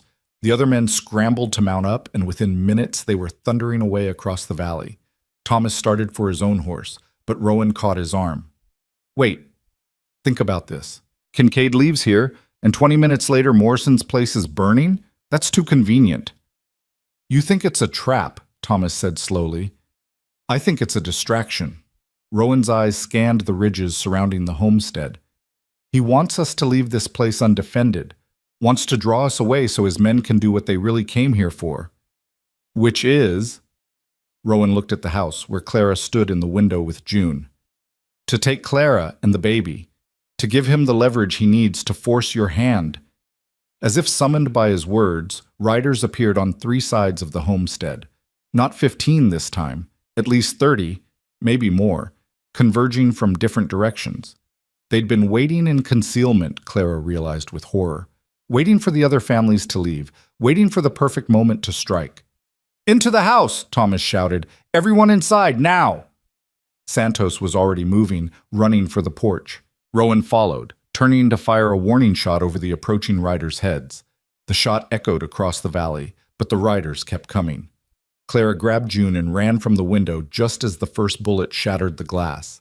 Maggie screamed, pulling her away from the flying shards. Thomas burst through the door, Santos and Rowan right behind him, and they immediately began barring the windows and doors. How many? Thomas asked, checking his rifle. 30, maybe more, Rowan said grimly. They've got us surrounded. Another shot, then another, the sound of bullets thudding into adobe walls, pinging off the tin roof. Clara clutched June to her chest and crouched in the corner farthest from the windows, her whole body shaking. This was it. This was what Maggie had warned her about. Kincaid hadn't been bluffing. He'd just been waiting for the right moment. And now they were trapped, outnumbered, with no help coming. Rowan appeared beside her, his face streaked with dust and sweat. Clara, listen to me. There's a root cellar under the kitchen. Maggie knows where. You take June and you hide there, understand? Don't come out no matter what you hear. What about you? What about... We'll hold them off. His gray eyes were steady, certain. But if something happens, if they get inside, you stay hidden. You protect June. Promise me. Clara wanted to argue, wanted to say she wouldn't hide while others fought, but June was wailing in her arms and she knew what she had to do. I promise, she whispered. Rowan's hand touched her cheek, just for a moment, a gesture so tender it made her heart crack. Then he was gone, moving back to the window where Santos was already firing measured shots at the approaching riders. Maggie pulled Clara toward the kitchen, lifted a rug to reveal a trapdoor. Down here. There's blankets, water, enough air for a few hours. Stay quiet no matter what. Clara descended the ladder into darkness, June still crying against her shoulder. Above her, Maggie's face appeared in the opening. I love you, Clara. You and June both. Then the trapdoor closed, and Clara was alone in the dark with her screaming daughter and the sound of gunfire overhead. The root cellar smelled of earth and potatoes and fear. Clara sat in the darkness with her back against the dirt wall, rocking June and murmuring wordless sounds of comfort that did nothing to stop the baby's terrified crying. Above them, the gunfire was constant now. Sharp cracks from inside the house answered by the deeper boom of rifles outside, punctuated by shouted orders she couldn't quite make out. She pressed her hand gently over June's mouth, trying to muffle the sound, hating herself for it even as she knew it was necessary. If Kincaid's men got into the house, if they heard a baby crying from beneath the floor, everything Rowan and the others were fighting for would be lost. Shh, baby girl, Clara whispered against June's hair. Please, please be quiet. Mama's here. Mama's got you. June's cries subsided to hiccuping whimpers. Whether from exhaustion or some infant instinct that understood danger, Clara couldn't tell. In the brief quiet, she could hear voices more clearly. South window! That was Thomas, his voice strained. 3 of them trying to reach the barn! The crack of a rifle, then Santos shouting something in Spanish. More shots, closer now. The thunder of boots on the wooden floor above Clara's head made dirt rain down from the cellar ceiling. They're trying to flank us, Rowan's voice sharp with urgency. Maggie, watch the back door. Clara's heart seized. Maggie was up there, fighting alongside the men, while Clara hid in the dark like a coward. But she knew, God help her, she knew that this was where she needed to be. June couldn't fight. June needed her mother alive and hidden and ready to run if everything fell apart. A tremendous crash shook the house, followed by Maggie's scream. Clara bit down on her own fist to keep from crying out, her whole body tensing. What had happened? Was Maggie hurt? Was she... I'm all right, Maggie's voice came, shaken but alive. They threw something through the window, but I'm all right. They're trying to smoke us out, Thomas shouted. Santos, the water barrel! The sound of running feet, of water splashing, the acrid smell of smoke began seeping through the floorboards, and Clara pulled her shawl up to cover June's nose and mouth. The baby whimpered, but didn't cry out, her dark eyes wide in the dim light that filtered through the cracks above. Time became meaningless in the cellar. Clara counted her heartbeats, counted June's breaths, counted the shots being fired, and tried to calculate how much ammunition they must have left. Not enough. Never enough against 30 men. Then she heard a new sound. Hoofbeats, many of them, approaching fast from the east. Her first thought was reinforcements for Kincaid, that they were truly lost now. But then she heard Thomas's whoop of joy. It's Morrison! He's brought help! Morrison's place wasn't burning, Rowan's voice filled with fierce satisfaction. Kincaid's men just lit a brush fire on the ridge to make it look that way from here. Morrison spotted the trick and came straight back.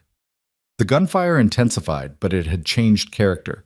Now it came from multiple directions, and Clara could hear shouting from outside that sounded confused, disorganized. Kincaid's men were caught between the house and Morrison's group, and they didn't like it. They're pulling back, Santos called out. The cowards! They run! But even as hope flared in Clara's chest, she heard Garrett Kincaid's voice rising above the chaos, closer than any voice should be. Forget them! Get to the house! Get the woman and the baby! That's all we need! Clara's blood turned to ice. They were coming for her specifically, and they knew she was here. Her hand tightened on June, pulling her daughter closer, and she looked desperately around the cellar for anything she could use as a weapon. A rusted shovel leaned in one corner, and she grabbed it with her free hand, knowing it would be useless, but needing something, anything. Above her, she heard the sound of splintering wood. The back door, she realized. They'd managed to break through the back door while everyone was focused on the front. Back door, Maggie screamed. Thomas, they're inside. The gunfight moved into the house itself. Clara could hear boots pounding on the floor directly above her, could hear the grunts and curses of men fighting hand to hand. Something heavy crashed to the floor, shaking dust loose from the ceiling.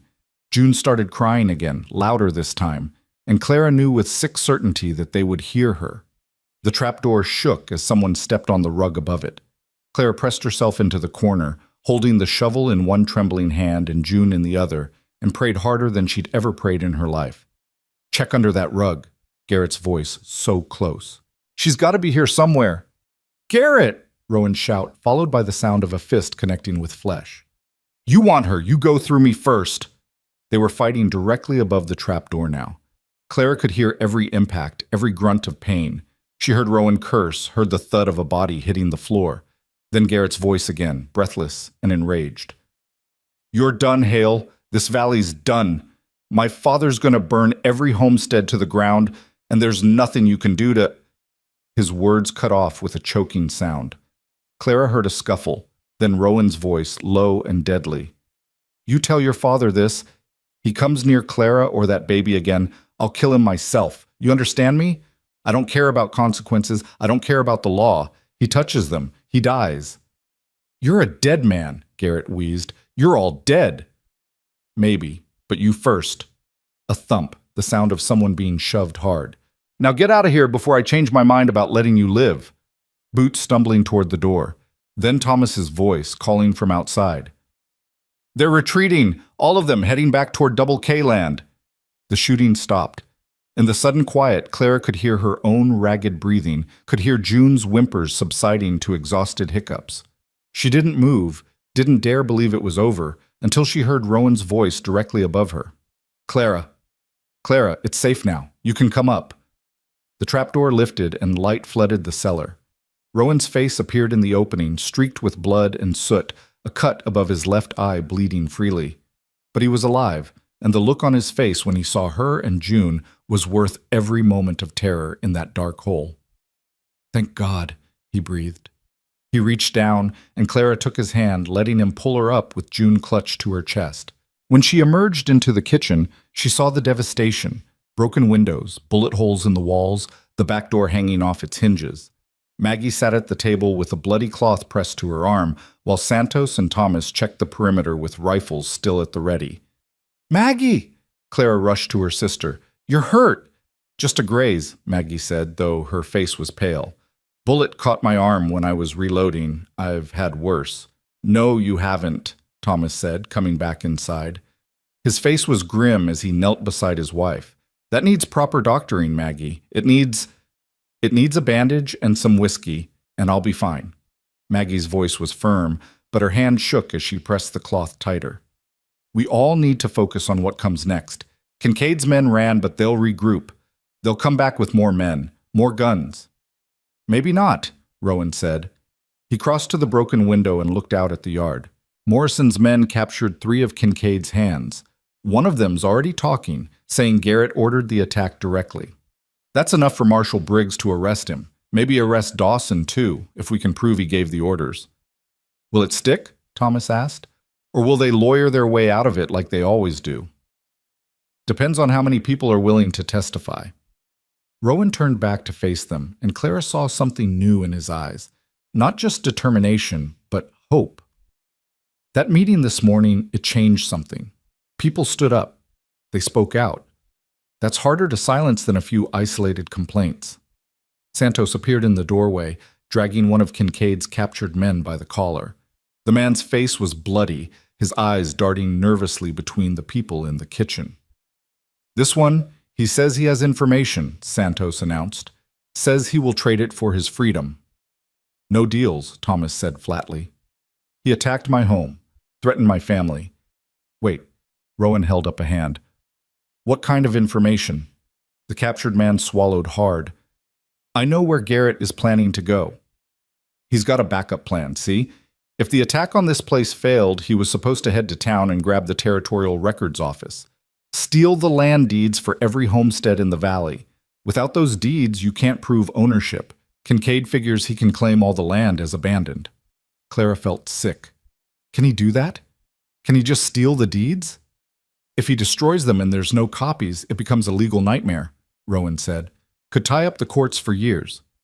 Meanwhile, he moves his cattle onto the land, builds his own structures, establishes possession.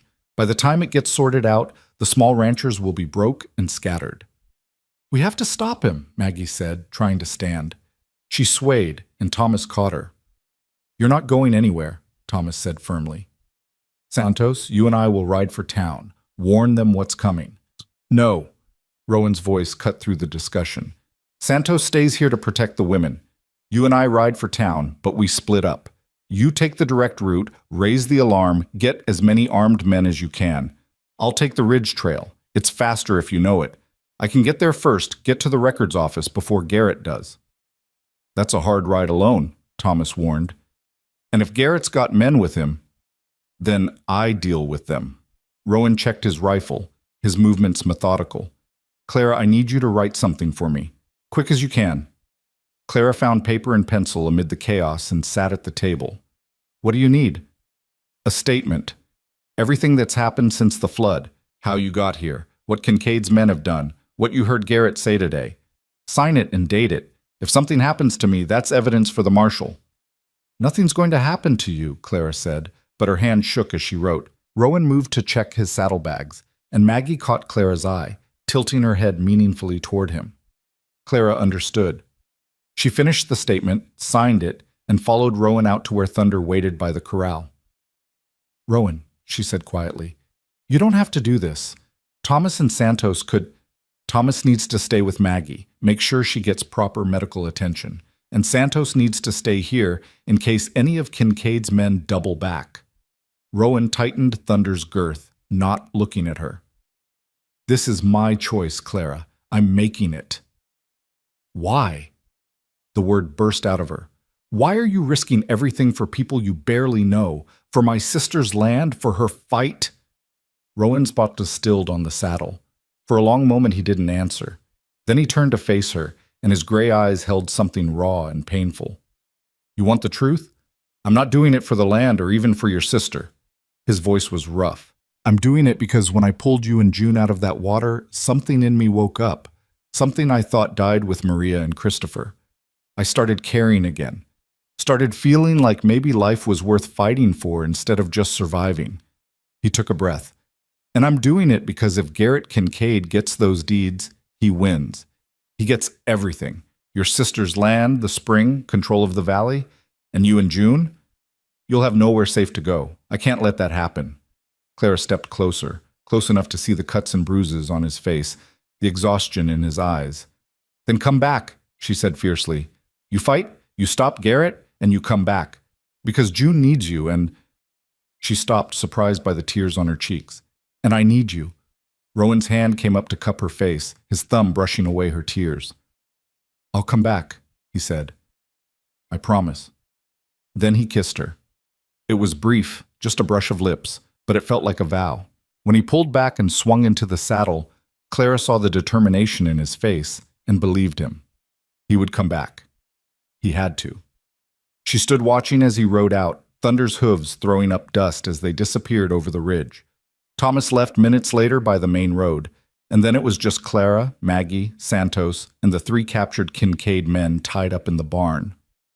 "Come inside," Santos said gently. "We wait now.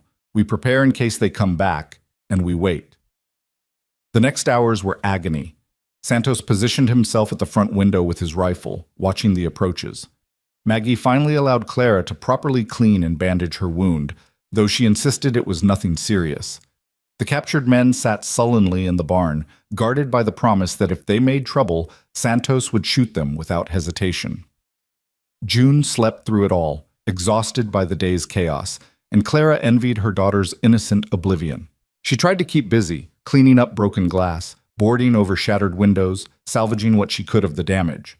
But her mind was in town with Rowan, imagining every possible disaster. It was nearly sunset when they heard hoofbeats approaching from the north. Santos tensed, bringing his rifle up, but then he relaxed. "It is Morrison and the others," he said. "They return." Morrison and 5 other riders came into the yard, their faces showing exhaustion, but also satisfaction. Morrison dismounted and approached the porch where Clara and Maggie waited. "Marshal Briggs was at my place when we got back," he said.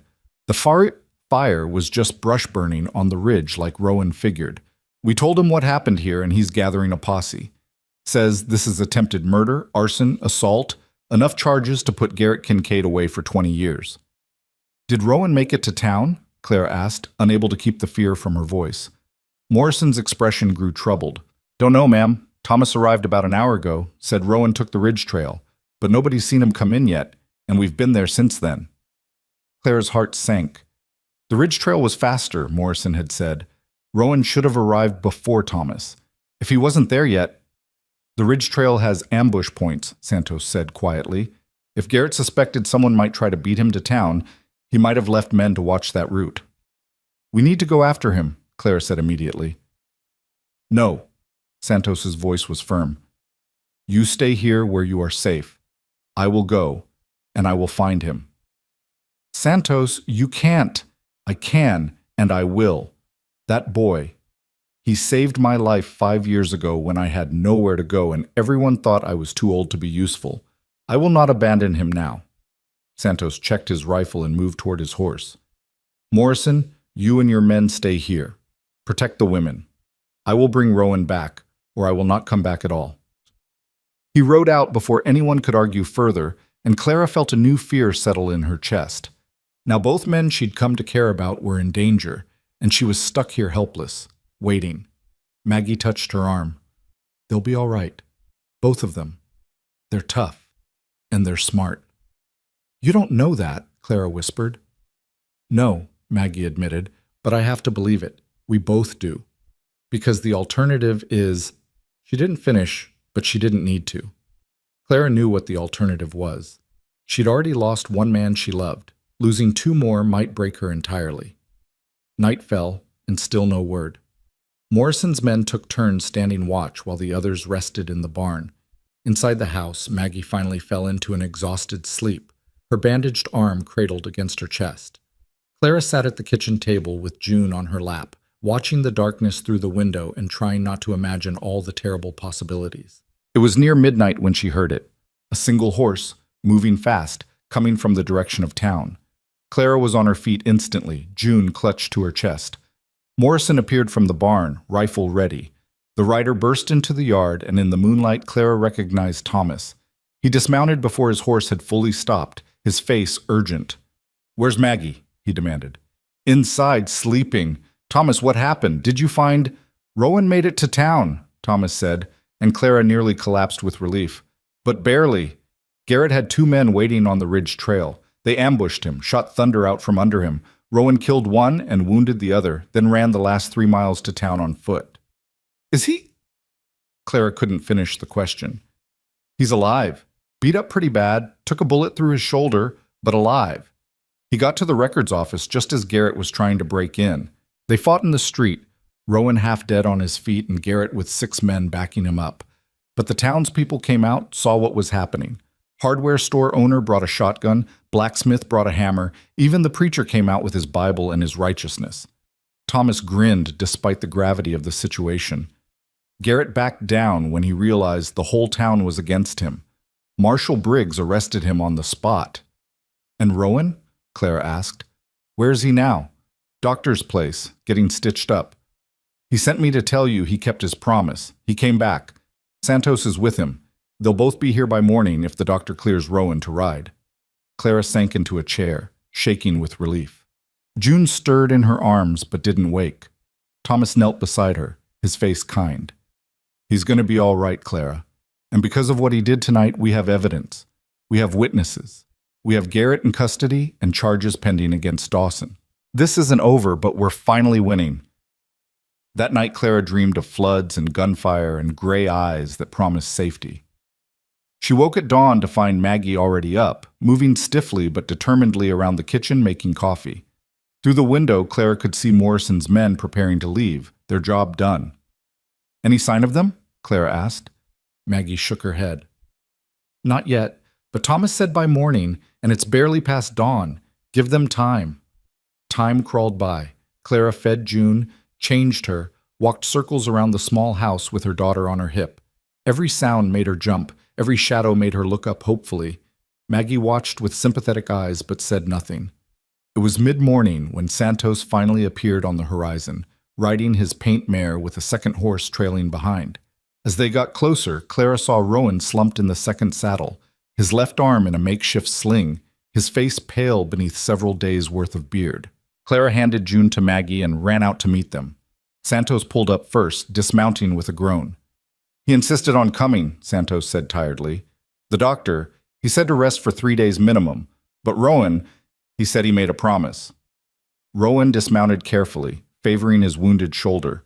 When his boots hit the ground, he swayed, and Clara was there instantly, steadying him. "You idiot," she said, her voice thick with tears. "You should have stayed in town, rested properly." "Had to make sure you were safe," Rowan said. His voice was rough, exhausted. "Had to see with my own eyes." "Well, you can see now. We're safe. June's safe. Everyone's safe because of you."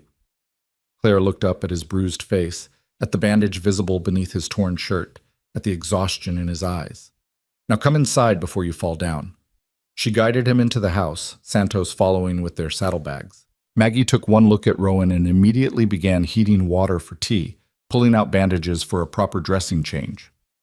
Thomas, who'd ridden in earlier, helped Rowan into a chair. "You're a damn fool, Hale," Thomas said, but there was affection in his voice. "Could have gotten yourself killed."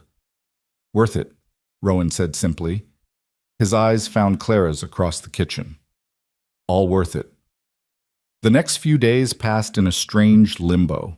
Rowan recovered slowly, his shoulder healing, though it would leave another scar to match the one through his eyebrow.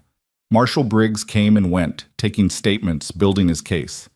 More of Kincaid's men came forward, willing to testify now that Garrett was in custody, and it looked like the law might actually win for once. Dawson Kincaid himself was arrested on the 4th day. Marshal Briggs rode out to the Double K with 10 deputies and brought him back in chains. The old man's face was thunderous, but he went quietly, already no doubt planning his legal defense. "It'll go to trial," Marshal Briggs told them. "Could take months, but we've got solid evidence, multiple witnesses, and 2 of Kincaid's own men who've turned state's evidence. I think we can make it stick." "And in the meantime?" Thomas asked. "In the meantime, everyone stays alert. Kincaid still has men loyal to him, and they might try something stupid. But with both Kincaids in custody, most of the hands are drifting off, looking for work elsewhere. The Double K is falling apart from the inside." It was strange, Clara thought, how quickly life tried to return to normal. The broken windows were repaired. The back door was rehung. Maggie's arm healed, though she'd have a scar. The valley settled into an uneasy peace, everyone waiting to see what would happen next. Through it all, Clara found herself watching Rowan. He'd stayed at the Duncan homestead to recover, sleeping in the barn with Santos, taking his meals at the house. Every day he grew stronger, and every day Clara felt her heart pulling toward him more insistently. She caught him one evening sitting on the porch, June asleep in his arms.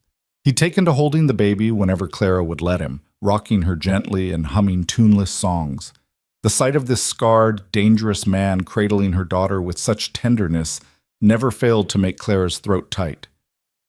"She likes you," Clara said softly, sitting beside him. "The feeling's mutual." Rowan's voice was fond as he looked down at June's sleeping face. "She reminds me of Christopher sometimes, the way she grabs my finger, the way she laughs." It was the first time he'd spoken his son's name where Clara could hear. She held very still, afraid to break the moment. "He would have been 8 now," Rowan continued quietly. "Sometimes I wonder what he would have been like. Would he have wanted to be a rancher like me? Or would he have wanted something different? Would he have been tall or short, serious or funny?" He swallowed hard. "I'll never know." "Tell me about him," Clara said. "About Christopher. About Maria." So he did. In the gathering darkness, with June sleeping between them, Rowan told Clara about his wife who'd loved to garden, who'd sung Mexican ballads while she cooked, who'd been fierce and loving in equal measure. He told her about Christopher, who'd been afraid of horses until the day he wasn't, who'd wanted to be just like his papa, who'd died calling for water with a fever that wouldn't break. "I'm sorry," Clara whispered when he finished. "I'm so sorry, Rowan." "So am I. Sorry you lost Daniel. Sorry you had to go through that alone." He looked at her, his gray eyes reflecting the first stars. "But I'm not sorry the flood brought you here. Does that make me a terrible person?" "No," Clara said. "It makes you human." They sat in comfortable silence for a while, listening to the night sounds of the valley. Finally, Rowan spoke again. "I'm going back to my ranch in a few days. Santos and I need to check the herd, repair the damage from Kincaid's raids, but Clara..." He stopped, seeming to gather his courage. "I'd like to come back, to visit, if that would be all right with you." "Of course it would be all right," Clara said. Her heart was pounding so hard she was sure he could hear it. "We'd like that. June and I both." "Good." Rowan's hand found hers in the darkness, his calloused fingers intertwining with hers. "That's good." Inside, through the window, Clara could see Maggie and Thomas moving about the kitchen, their shadows merging as they embraced. She thought about what Maggie had said weeks ago, about not confusing safety with love. But looking at Rowan now, feeling his hand in hers and June sleeping peacefully in his arms, Clara realized maybe they weren't as separate as Maggie thought. Maybe safety was love. Maybe love was finding someone who'd dive into a flood for you, who'd ride into danger to protect what you held dear, who'd hold your baby like she was precious while telling you about the child he'd lost. Maybe this was what hope felt like after grief, tentative and new, but real. The trial of Dawson and Garrett Kincaid began 6 weeks later, and it was the talk of the entire territory. Witnesses came from all over the valley to testify, ranchers telling of rustled cattle and burned barns, families describing threats and violence, even some of Kincaid's own former men admitting to crimes they'd committed under orders. Clara testified too, standing in front of the judge and jury and recounting everything that had happened since the flood. She described Garrett's attack on the Duncan homestead, his attempt to steal the land deeds, his threats against her and June. When she finished, the courtroom was silent. The verdict came after 3 days of deliberation. Garrett Kincaid was found guilty on multiple counts: attempted murder, arson, conspiracy, theft. He was sentenced to 20 years in the territorial prison. Dawson Kincaid, as the architect of the schemes, received 25 years. The day the verdict was announced, the valley erupted in celebration. Families that had been living in fear for years finally breathed easy. The Double K Ranch was seized and divided up, sold off to pay restitution to those Kincaid had harmed. Thomas Duncan bought back the cattle that had been stolen from his neighbors. Bill Weatherby reclaimed his lost herd. And through it all, Rowan kept his promise. He came to visit every week, riding the 25 miles from his ranch to the Duncan homestead and back. Sometimes he brought Santos, who'd become June's favorite person after her mother. Sometimes he came alone. On those solo visits, he and Clara would walk by the spring while Maggie watched June, and they would talk about their lost spouses, about their hopes and fears, about what the future might hold. The conversations were easy and hard in equal measure, but they were honest, and they were healing. "I think Maria would have liked you," Rowan said one afternoon as they sat by the water. "She always said I needed someone who'd challenge me, who wouldn't let me be stubborn for stubborn's sake." "And Daniel would have liked you," Clara replied. "He always said I needed someone strong, someone who could keep up with me." "Think they'd approve?" Rowan asked quietly. "Of this? Of us?" Clara thought about it seriously. "I think they'd want us to be happy, and I think—" She paused, surprised by her own certainty. "I think I could be happy with you, Rowan. Not right away, not tomorrow, but someday." "Someday works for me," Rowan said. He took her hand and they sat watching the spring bubble up from the earth, clear and constant and life-giving. 3 months after the trial, on a crisp November morning, Marshal Briggs rode out to the Duncan homestead with news. The territorial governor had issued a formal apology to all the families affected by Kincaid's crimes. Compensation would be paid. Protection would be guaranteed. The valley was officially safe again. That night, Thomas organized a celebration. Families from all over came: the Morrisons, the Chens, the Hoffmans, old Bill Weatherby, and dozens more. They gathered in the Duncan yard with food and music, celebrating not just the governor's decree but their own survival, their own courage, in standing together when it mattered most. Clara stood on the porch holding June, watching the festivities, when she felt a presence beside her. Rowan had arrived late, straight from his ranch, still dusty from the ride. "Sorry I'm late," he said. "Had a fence break this morning. Took longer to fix than I expected." "You're here now," Clara said. "That's what matters." June saw Rowan and immediately reached for him, making her demanding baby sounds. Rowan laughed and took her, settling her on his hip with the ease of long practice. "Getting big, aren't you, little one?" he said to June. "Soon you'll be running around, getting into everything." "She loves you," Clara said softly. Rowan looked at her, and something in his expression made Clara's breath catch. "I love her too," he said. "And Clara, I love you." The words hung in the air between them, simple and profound. Clara felt tears prick her eyes, but they were good tears this time, healing tears. "I love you too," she whispered. "I didn't think I could again, after Daniel. But I do." "Marry me," Rowan said. It wasn't a question, not exactly, but not quite a demand either. "Not tomorrow, not next week, but when you're ready. Marry me and bring June to the ranch. Let me be her father, let me be your husband. Let me spend the rest of my life making sure you both know you're loved." Clara's answer caught in her throat, choked by emotion. Instead, she reached up and pulled him down into a kiss, careful of the baby between them. June laughed, delighted by whatever game the adults were playing. When they pulled apart, Rowan was smiling, really smiling, the kind of smile that reached his eyes and made him look years younger. "I'll take that as a yes," he said. "Yes," Clara confirmed, laughing through her tears. "Yes, when I'm ready. Yes to all of it." They married in February, 5 months after the flood that had brought them together. It was a small ceremony at the Duncan homestead, with Santos as Rowan's best man and Maggie as Clara's witness. June, nearly a year old now and trying to walk, stumbled around in a new dress Maggie had sewn, charming everyone who looked at her. The preacher who married them was the same one who'd faced down Garrett Kincaid with a Bible in the street that night. He spoke about how God worked in mysterious ways, how tragedy could lead to blessing, how love found in the aftermath of loss was no less real than any other love. When he pronounced them husband and wife, Rowan kissed Clara with such tenderness that half the congregation wiped their eyes. Then he scooped up June, who'd been tugging at his pants leg, and kissed her forehead too. "My girls," he said quietly, just for them to hear. "My family." They moved to Rowan's ranch the next week, Santos helping to transport their meager belongings. The ranch house felt huge after the close quarters they'd been living in, but Rowan was already talking about building an addition, making it bigger for the family he hoped they'd grow. Santos moved into his own small cabin on the property, finally having a space that was truly his.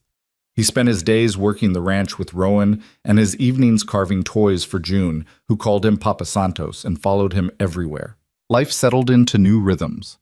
Clara learned to run a ranch house, to cook for working men, to manage chickens and gardens and all the 1,000 tasks that came with frontier living. June grew strong and healthy, learning to walk and then to run, her laughter echoing through the house and bringing it alive in ways it hadn't been in 5 years. And Rowan bloomed. The hard edges softened. The grief-haunted eyes grew clear. He laughed more, smiled more, lived more. He taught June to love horses, to respect the land, to be brave and kind in equal measure. He held Clara at night and whispered promises about the future they were building together. One evening, nearly a year after their wedding, Clara found him on the porch watching the sunset. She settled beside him, leaning into his warmth. "What are you thinking about?" she asked. "The flood," Rowan said. "That day I saw your wagon in the water. I almost didn't go in, you know. For a second I thought about riding past, staying out of it. 5 years of grief had taught me that getting involved only brought pain." "What changed your mind?" "I saw June. Just a glimpse of her in your arms, and I thought, I can't let another child die. Not if there's any chance." He turned to look at Clara, his gray eyes warm in the fading light. "I thought I was saving you that day. But looking back, I think maybe you saved me." "We saved each other," Clara said simply. Inside, they could hear June's excited chatter as Santos played with her before bedtime. The sound made Rowan smile, that full, genuine smile that Clara had come to treasure. "You know what the best part is?" Rowan said. "I get to keep saving you every day, and you get to keep saving me. That's what love is, I think. Just saving each other, over and over, in all the small ways." Clara didn't answer with words. She just took his hand and held it, and together they watched the sun sink below the horizon, painting the sky in shades of orange and gold, the same sky that had been dark with storm clouds the day of the flood, the same land that had seemed so dangerous and unforgiving. But everything looked different now. Everything was different. A cowboy had dove from his horse into raging water, and in doing so, had changed 3 lives forever.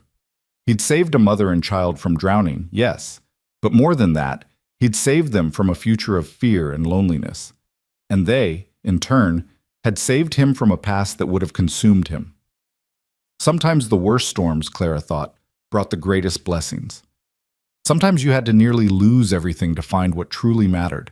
And sometimes, just sometimes, love found you in the most unexpected places, in the chaos of disaster and the quiet moments after. As the stars began to appear overhead, Clara squeezed Rowan's hand and felt him squeeze back.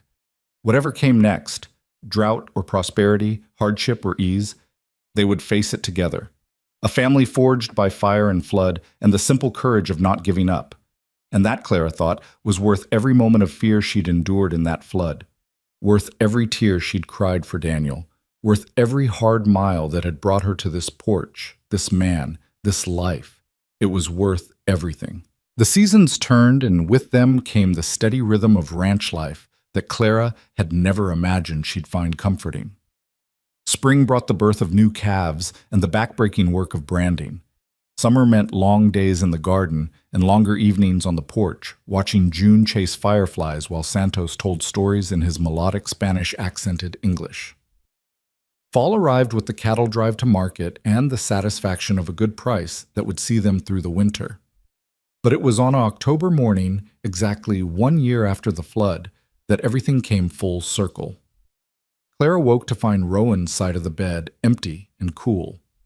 She rose, checked on June, still sleeping soundly in her small bed, and padded through the house looking for her husband.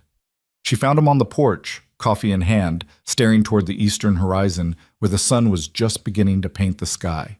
"Couldn't sleep?" she asked softly, settling beside him with her shawl wrapped tight against the morning chill. "Been thinking," Rowan said, "about what day it is." Clara had been thinking about it too. 1 year ago today, she'd been in a wagon with Tom Breslin, heading toward an uncertain future.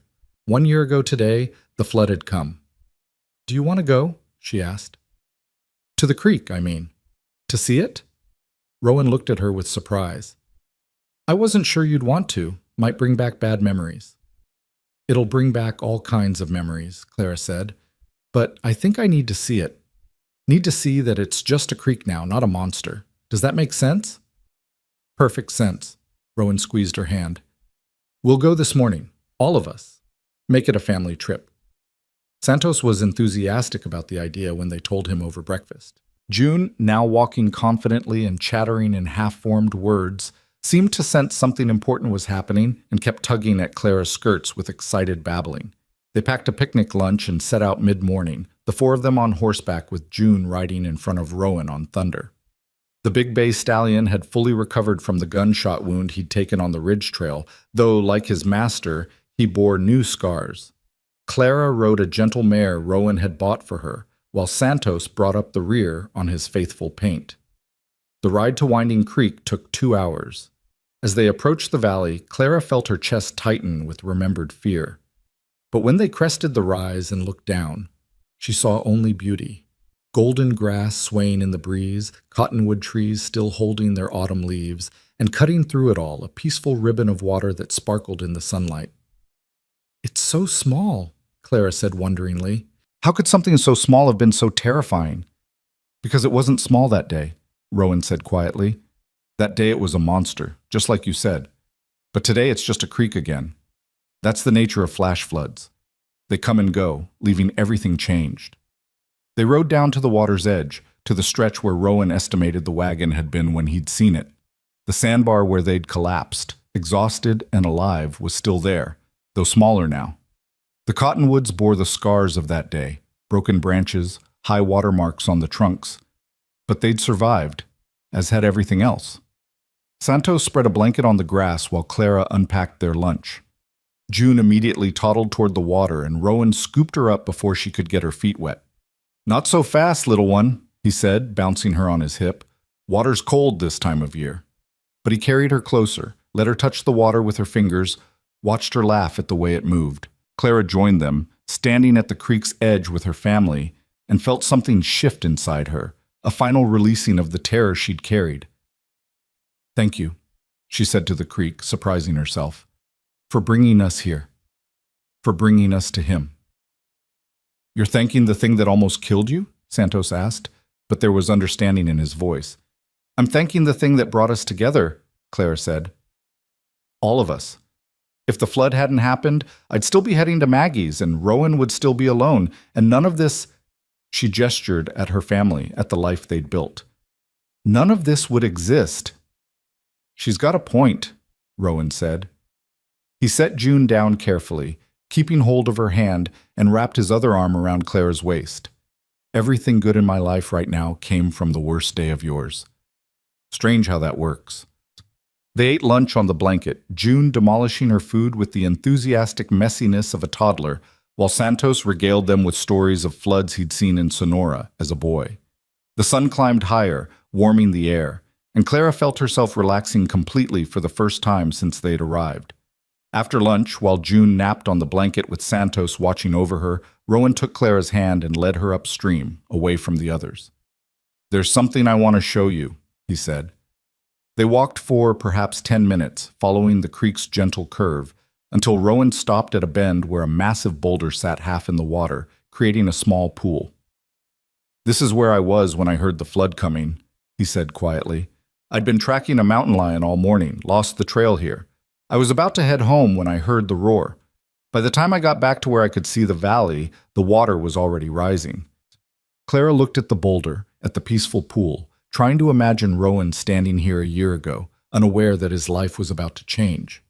"What made you look?" she asked. "What made you ride toward the danger instead of away from it?" "Instinct, maybe, or maybe something more." Rowan picked up a flat stone and skipped it across the pool. "Santos says it was fate. Says Maria sent me to that exact spot at that exact time because she knew you needed help, knew June needed a father. I don't know if I believe that, but I like the idea of it." "I believe it," Clara said firmly. "I have to believe that Daniel and Maria are somewhere, watching over us, happy that we found each other. Otherwise it all feels too random, too cruel." They stood in comfortable silence for a while, listening to the water. Then Rowan said, "I've been thinking about something, about expanding the ranch." "Expanding how?" "Well, the house first. June needs a proper room, not just a corner of ours. And maybe—" He paused, looking almost shy. "Maybe room for more children, if God sees fit to bless us that way." Clara's hand went instinctively to her stomach. She hadn't told him yet, had wanted to be sure, but the signs were all there.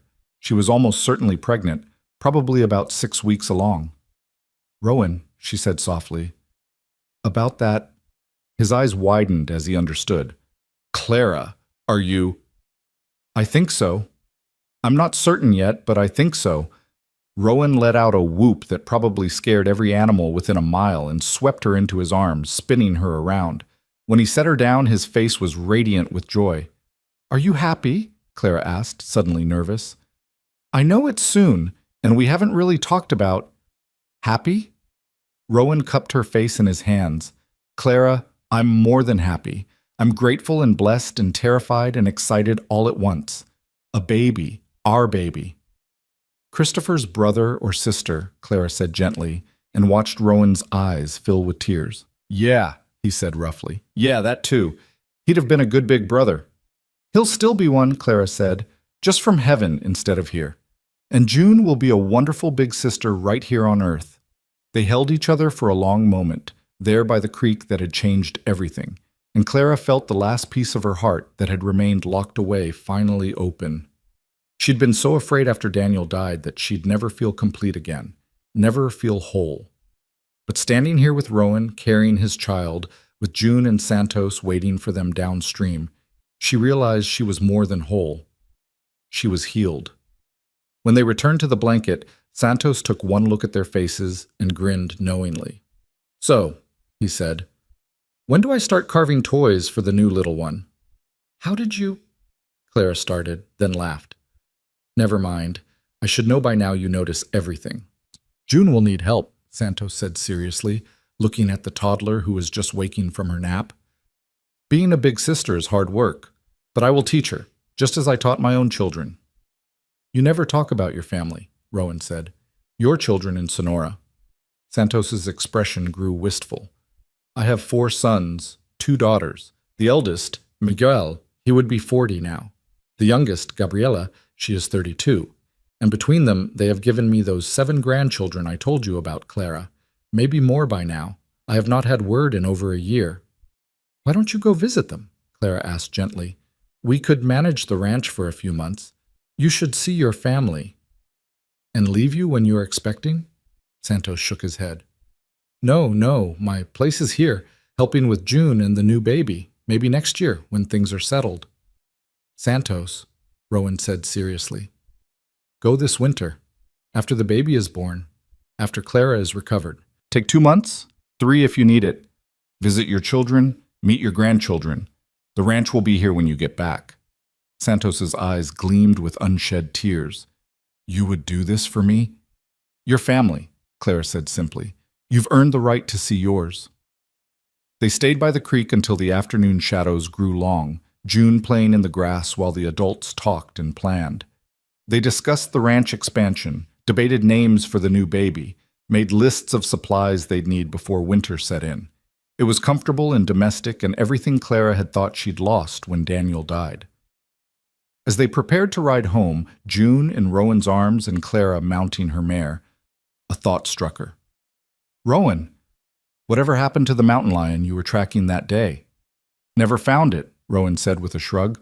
"Lost the trail and never picked it up again." "Why?" Because if you'd caught it that morning, you wouldn't have been by the creek when the flood came. You wouldn't have heard it in time to help us." Clara smiled. "So I'm grateful to that mountain lion too, wherever it is." "Now you're being fanciful," Rowan teased, but his eyes were warm.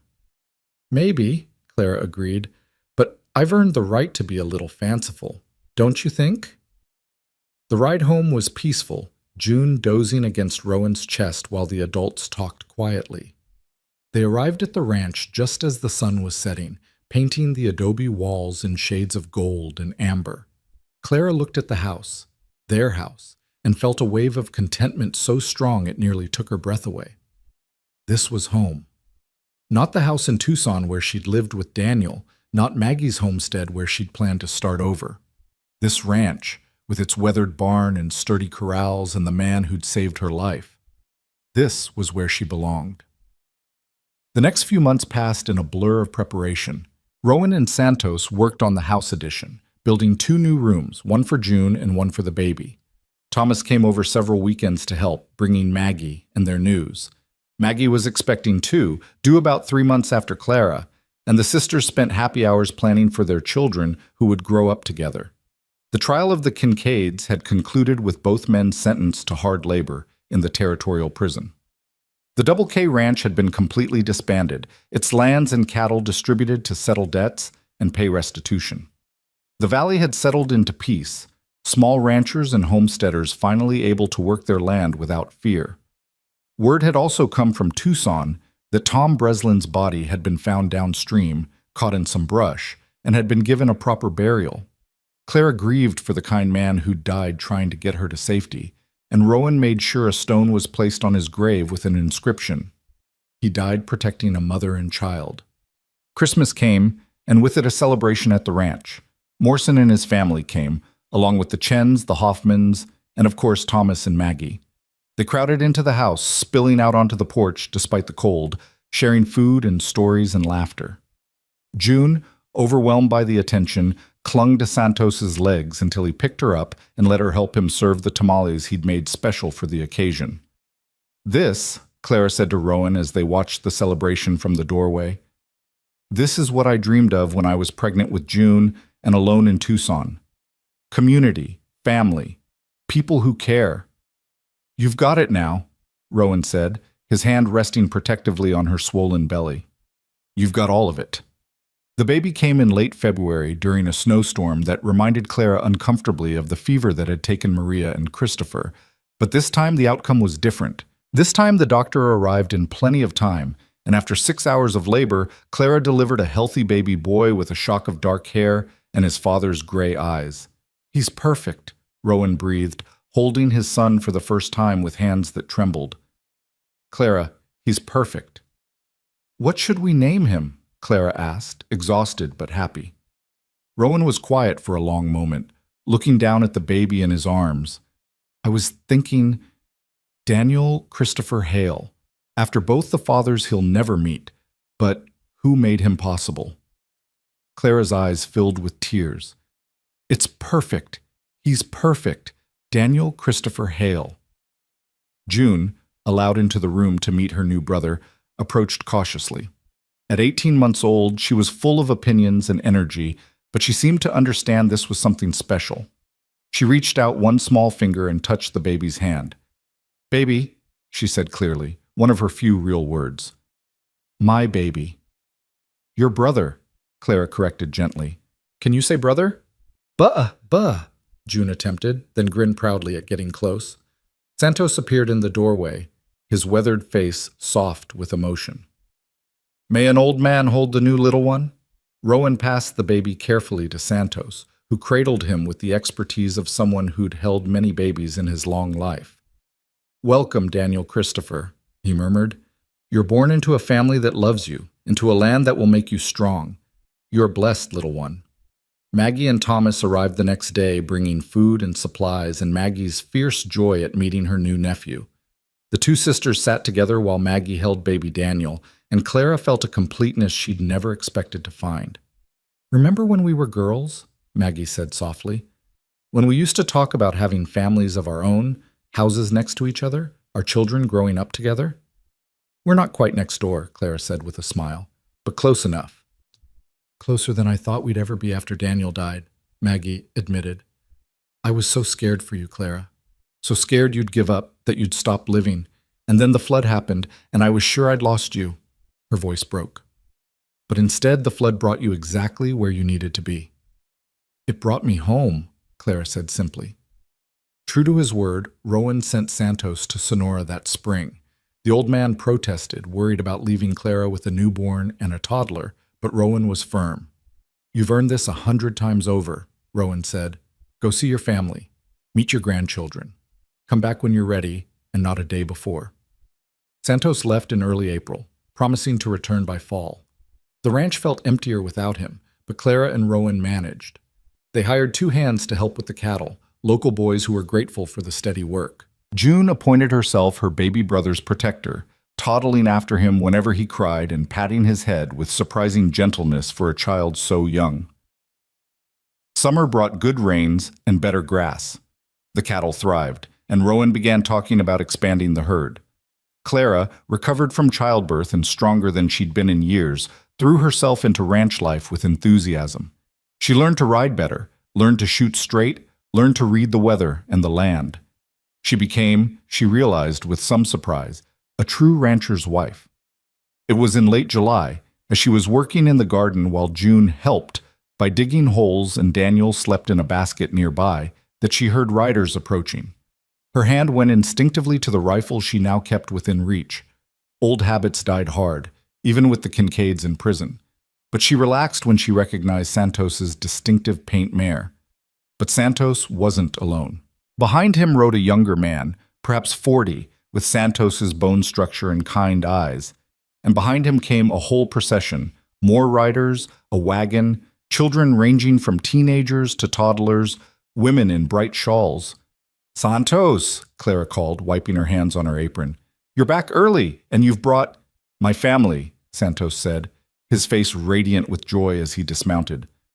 Clara, this is my eldest son Miguel, his wife Rosa, their children, and my daughter Gabriela with her husband and their little ones, and, he gestured to the wagon, my other sons and their families. They have come to meet the people I have told them so much about. Rowan emerged from the barn, his face showing surprise and then delight. Santos, this is wonderful. They wanted to meet you, Santos explained. When I told them how you saved Clara and June, how you gave me a home when I needed one, how you sent me to visit them, they insisted on coming back with me, just for a few weeks, to say thank you properly. What followed was organized chaos. The Santos family descended on the ranch with warmth and energy and enough food to feed an army.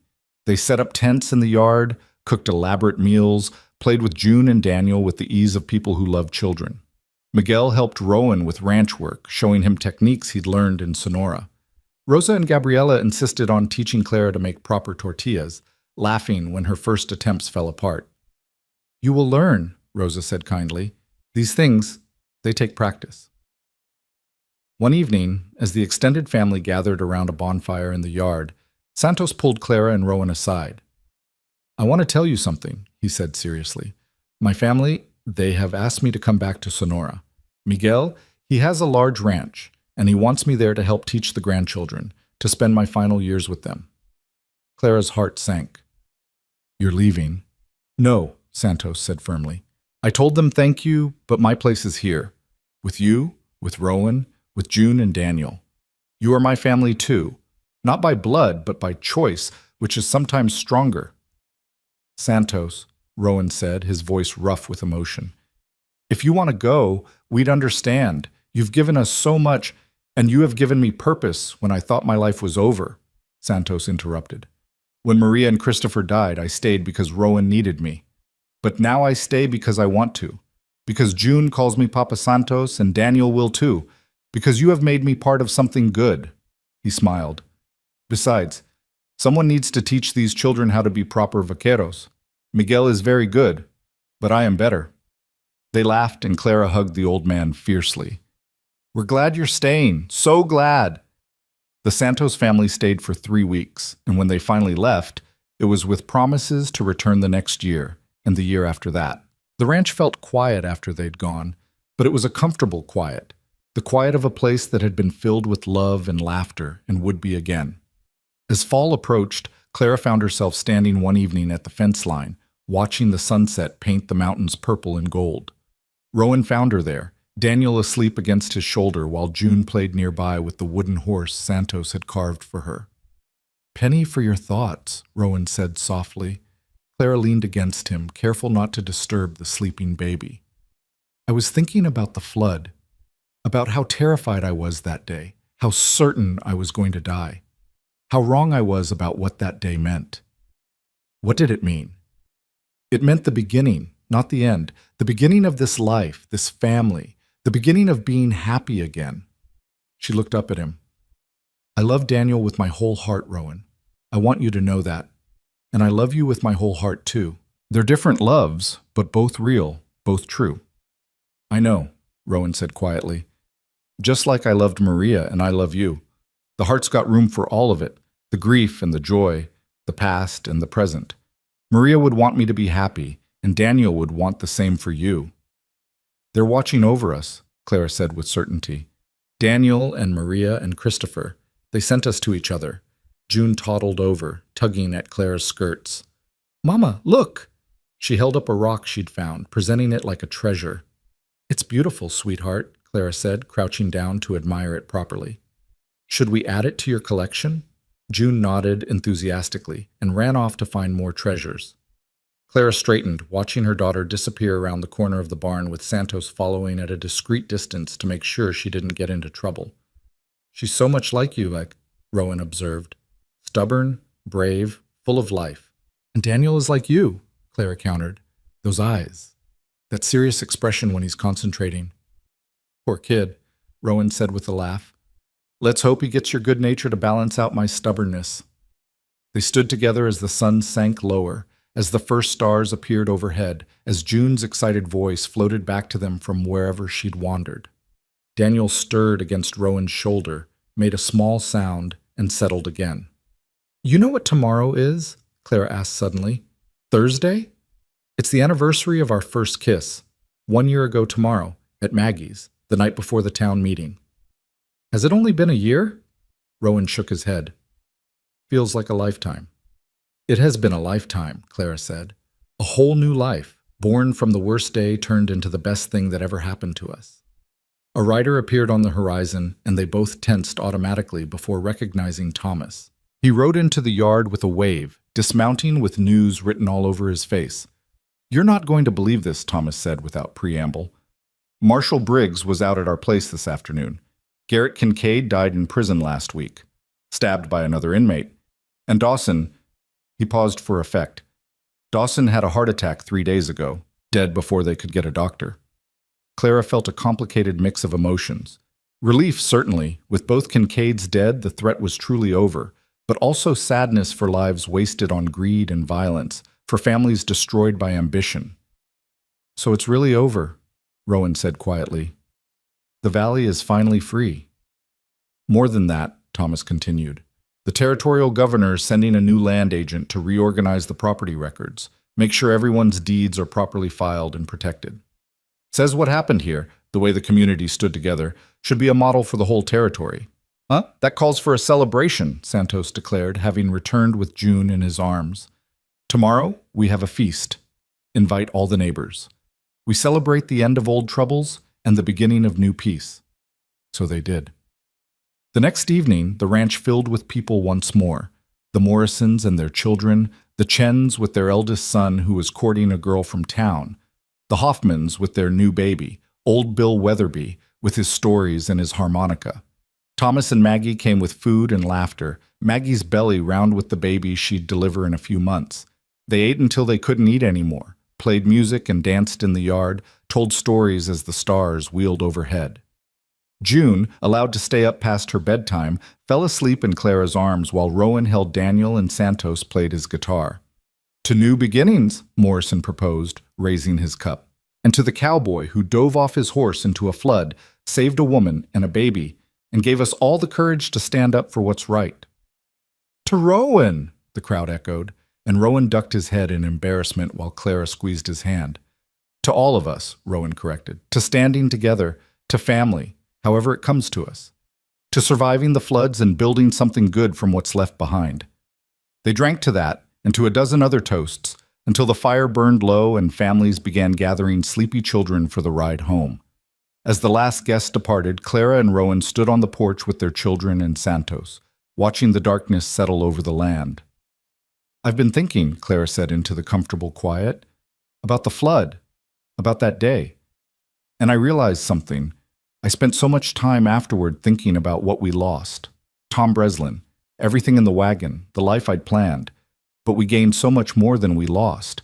"We gained everything," Rowan agreed softly.